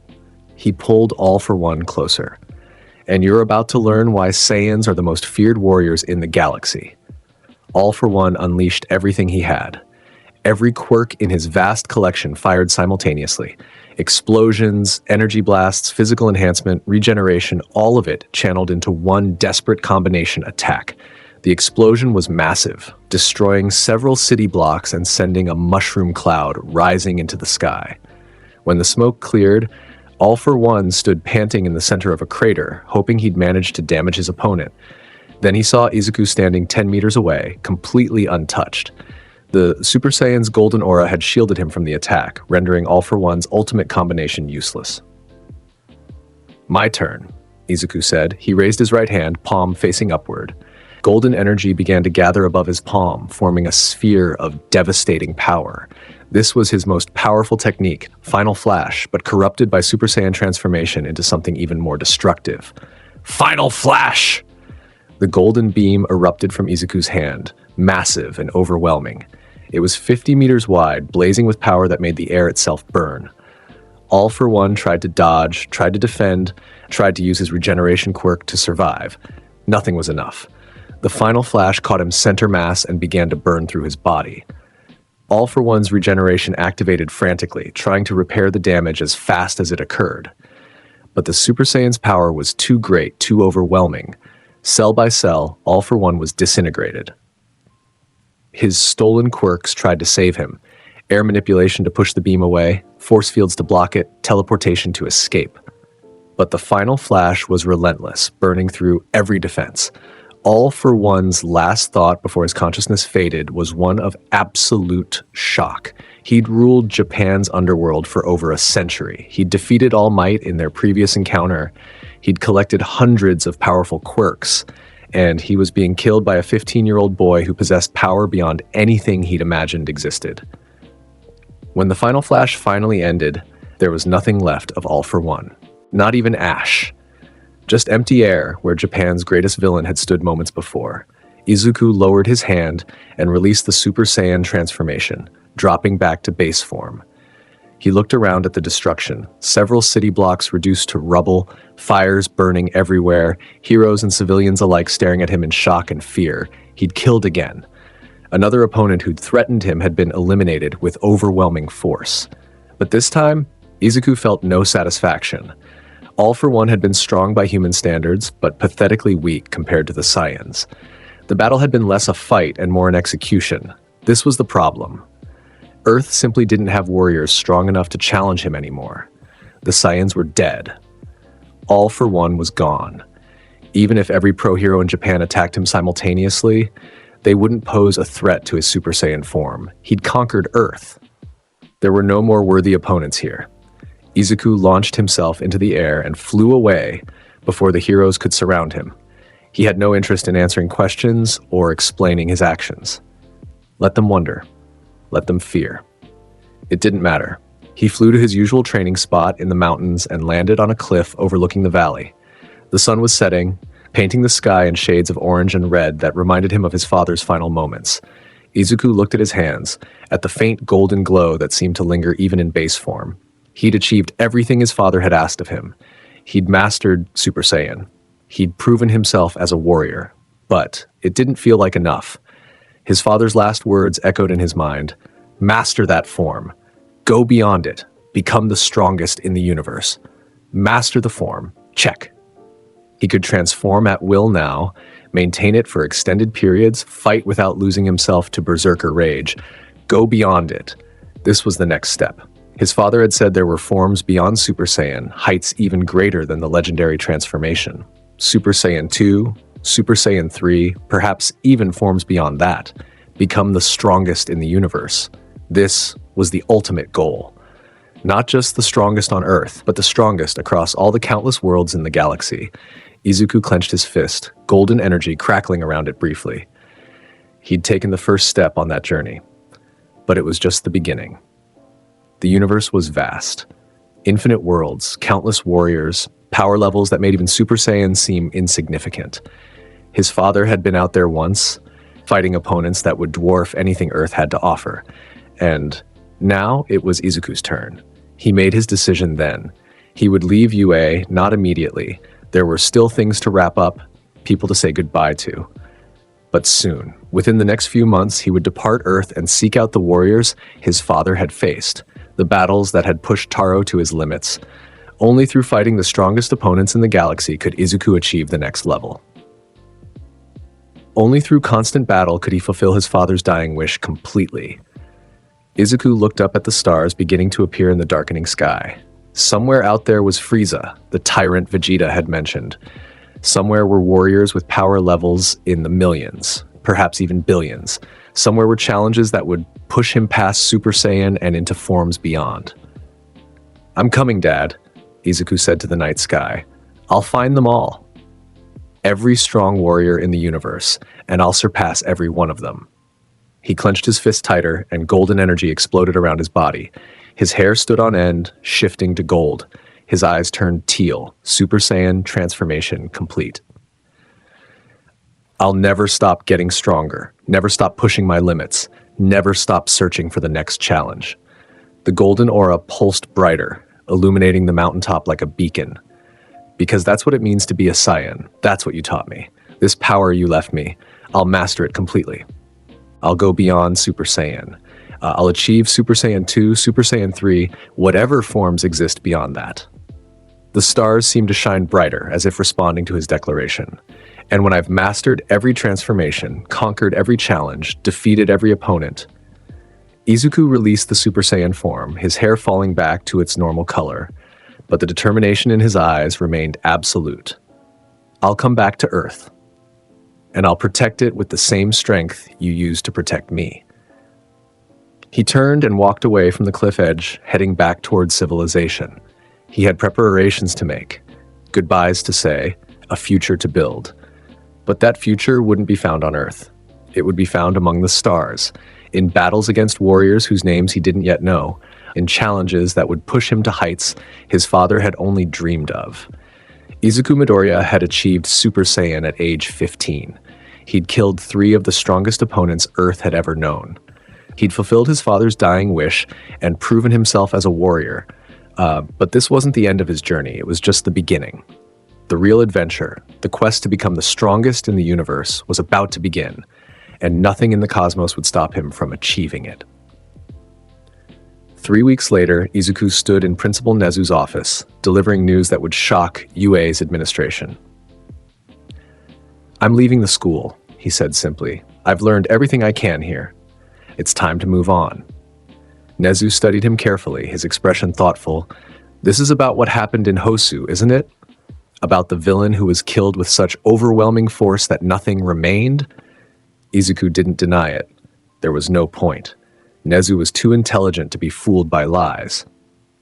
"That wasn't your doing," All Might said from his position by the window. He'd been present for this meeting, sensing it would be important. The investigation concluded that All For One was killed by an unknown assailant with tremendous power. "Unknown," Izuku repeated with the faintest hint of a smile. Understanding dawned in All Might's eyes. "It was you. You killed him." "He attacked me," Izuku replied. "I defended myself. The fact that my defense resulted in his death, well, that's unfortunate but unavoidable given the power difference between us."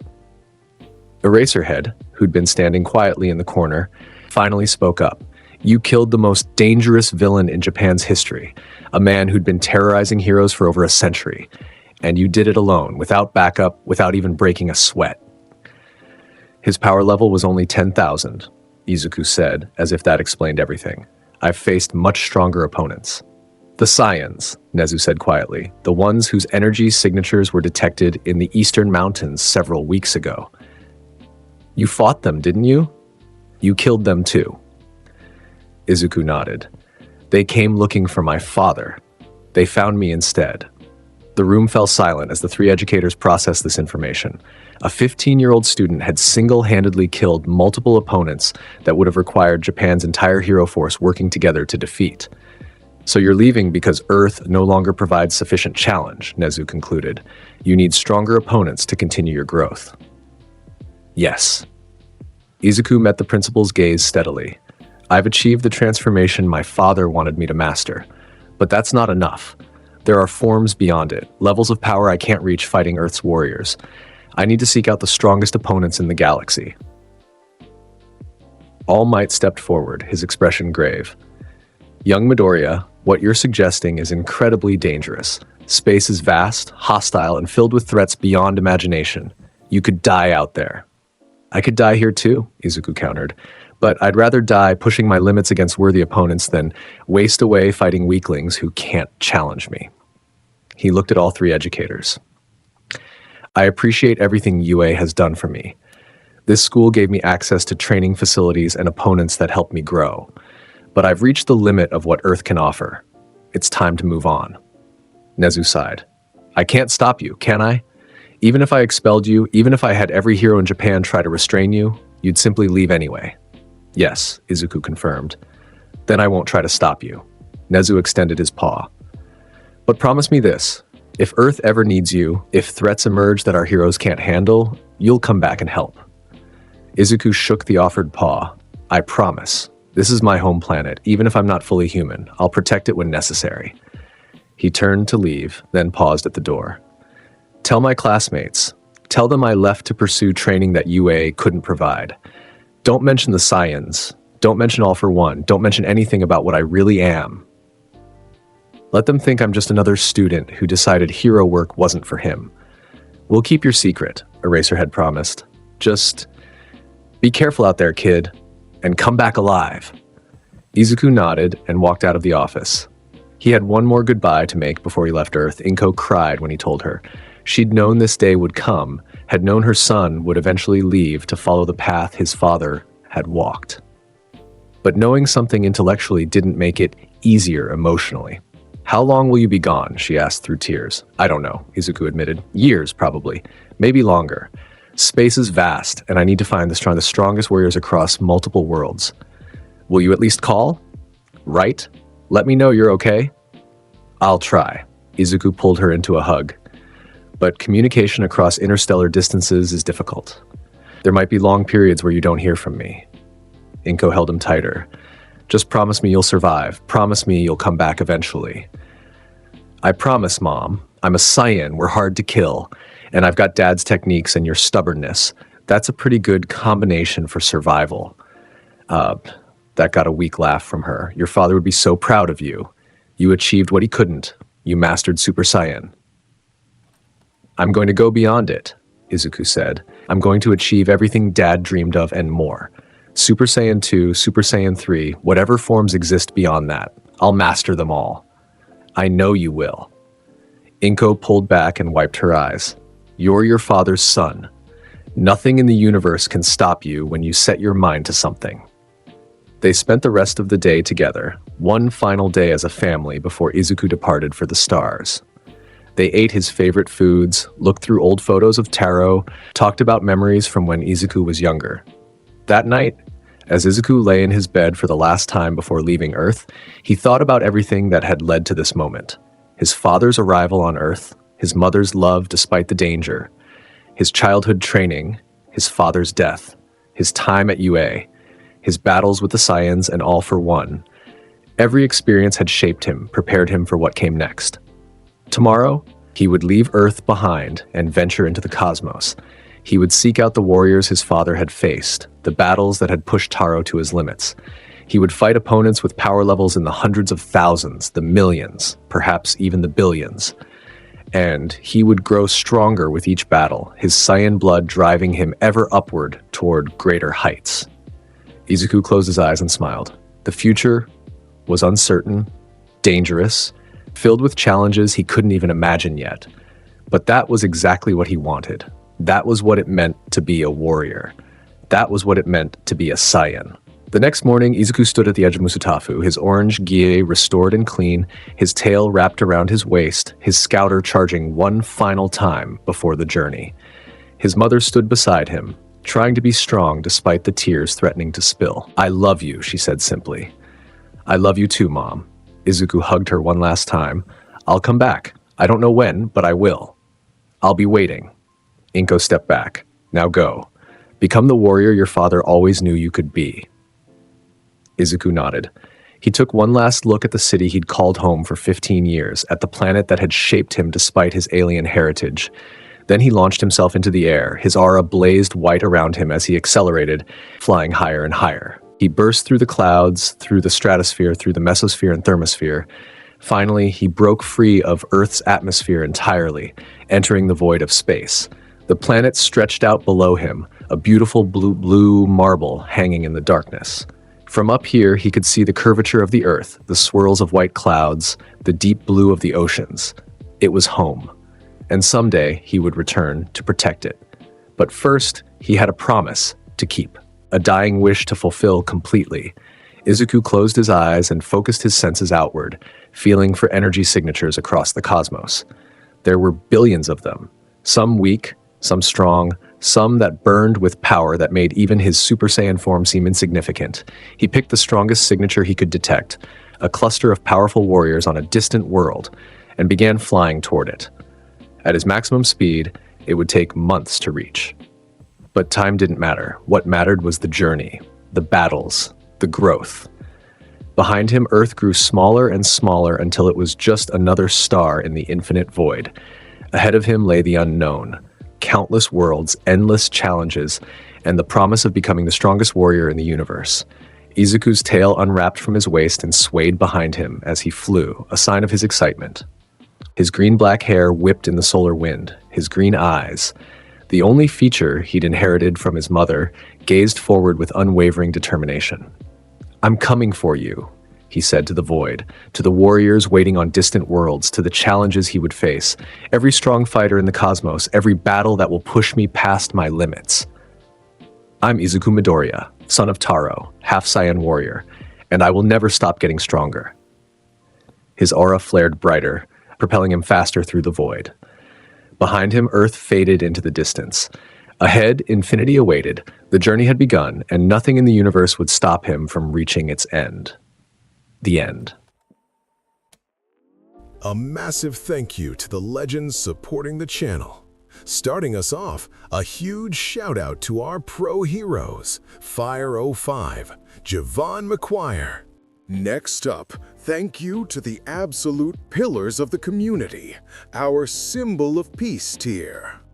Neo Star Productions, Azael Cardenas, Shaquan Simmons, Agroxa298, Sunawind631, Elijah Saunders, Peter Hamilton, Freddy_Rose, Omega, Toxic Rune, Chris Talley, Alexander Thompson, Remorsefuls, Black Vein, Joshua Hedrington, Aaron Abercrombie, Drift SKE8er, Akano Himejima, Corey Tokars, Jan, X0 Hope 3656, Devin Black, Crow, Isprid, Roberto Ramos Di Cristina, Dasher Games, Joe Bros, Ray Von Crimson River, Dante Alistair, Adam Yonkers, Blood Saints,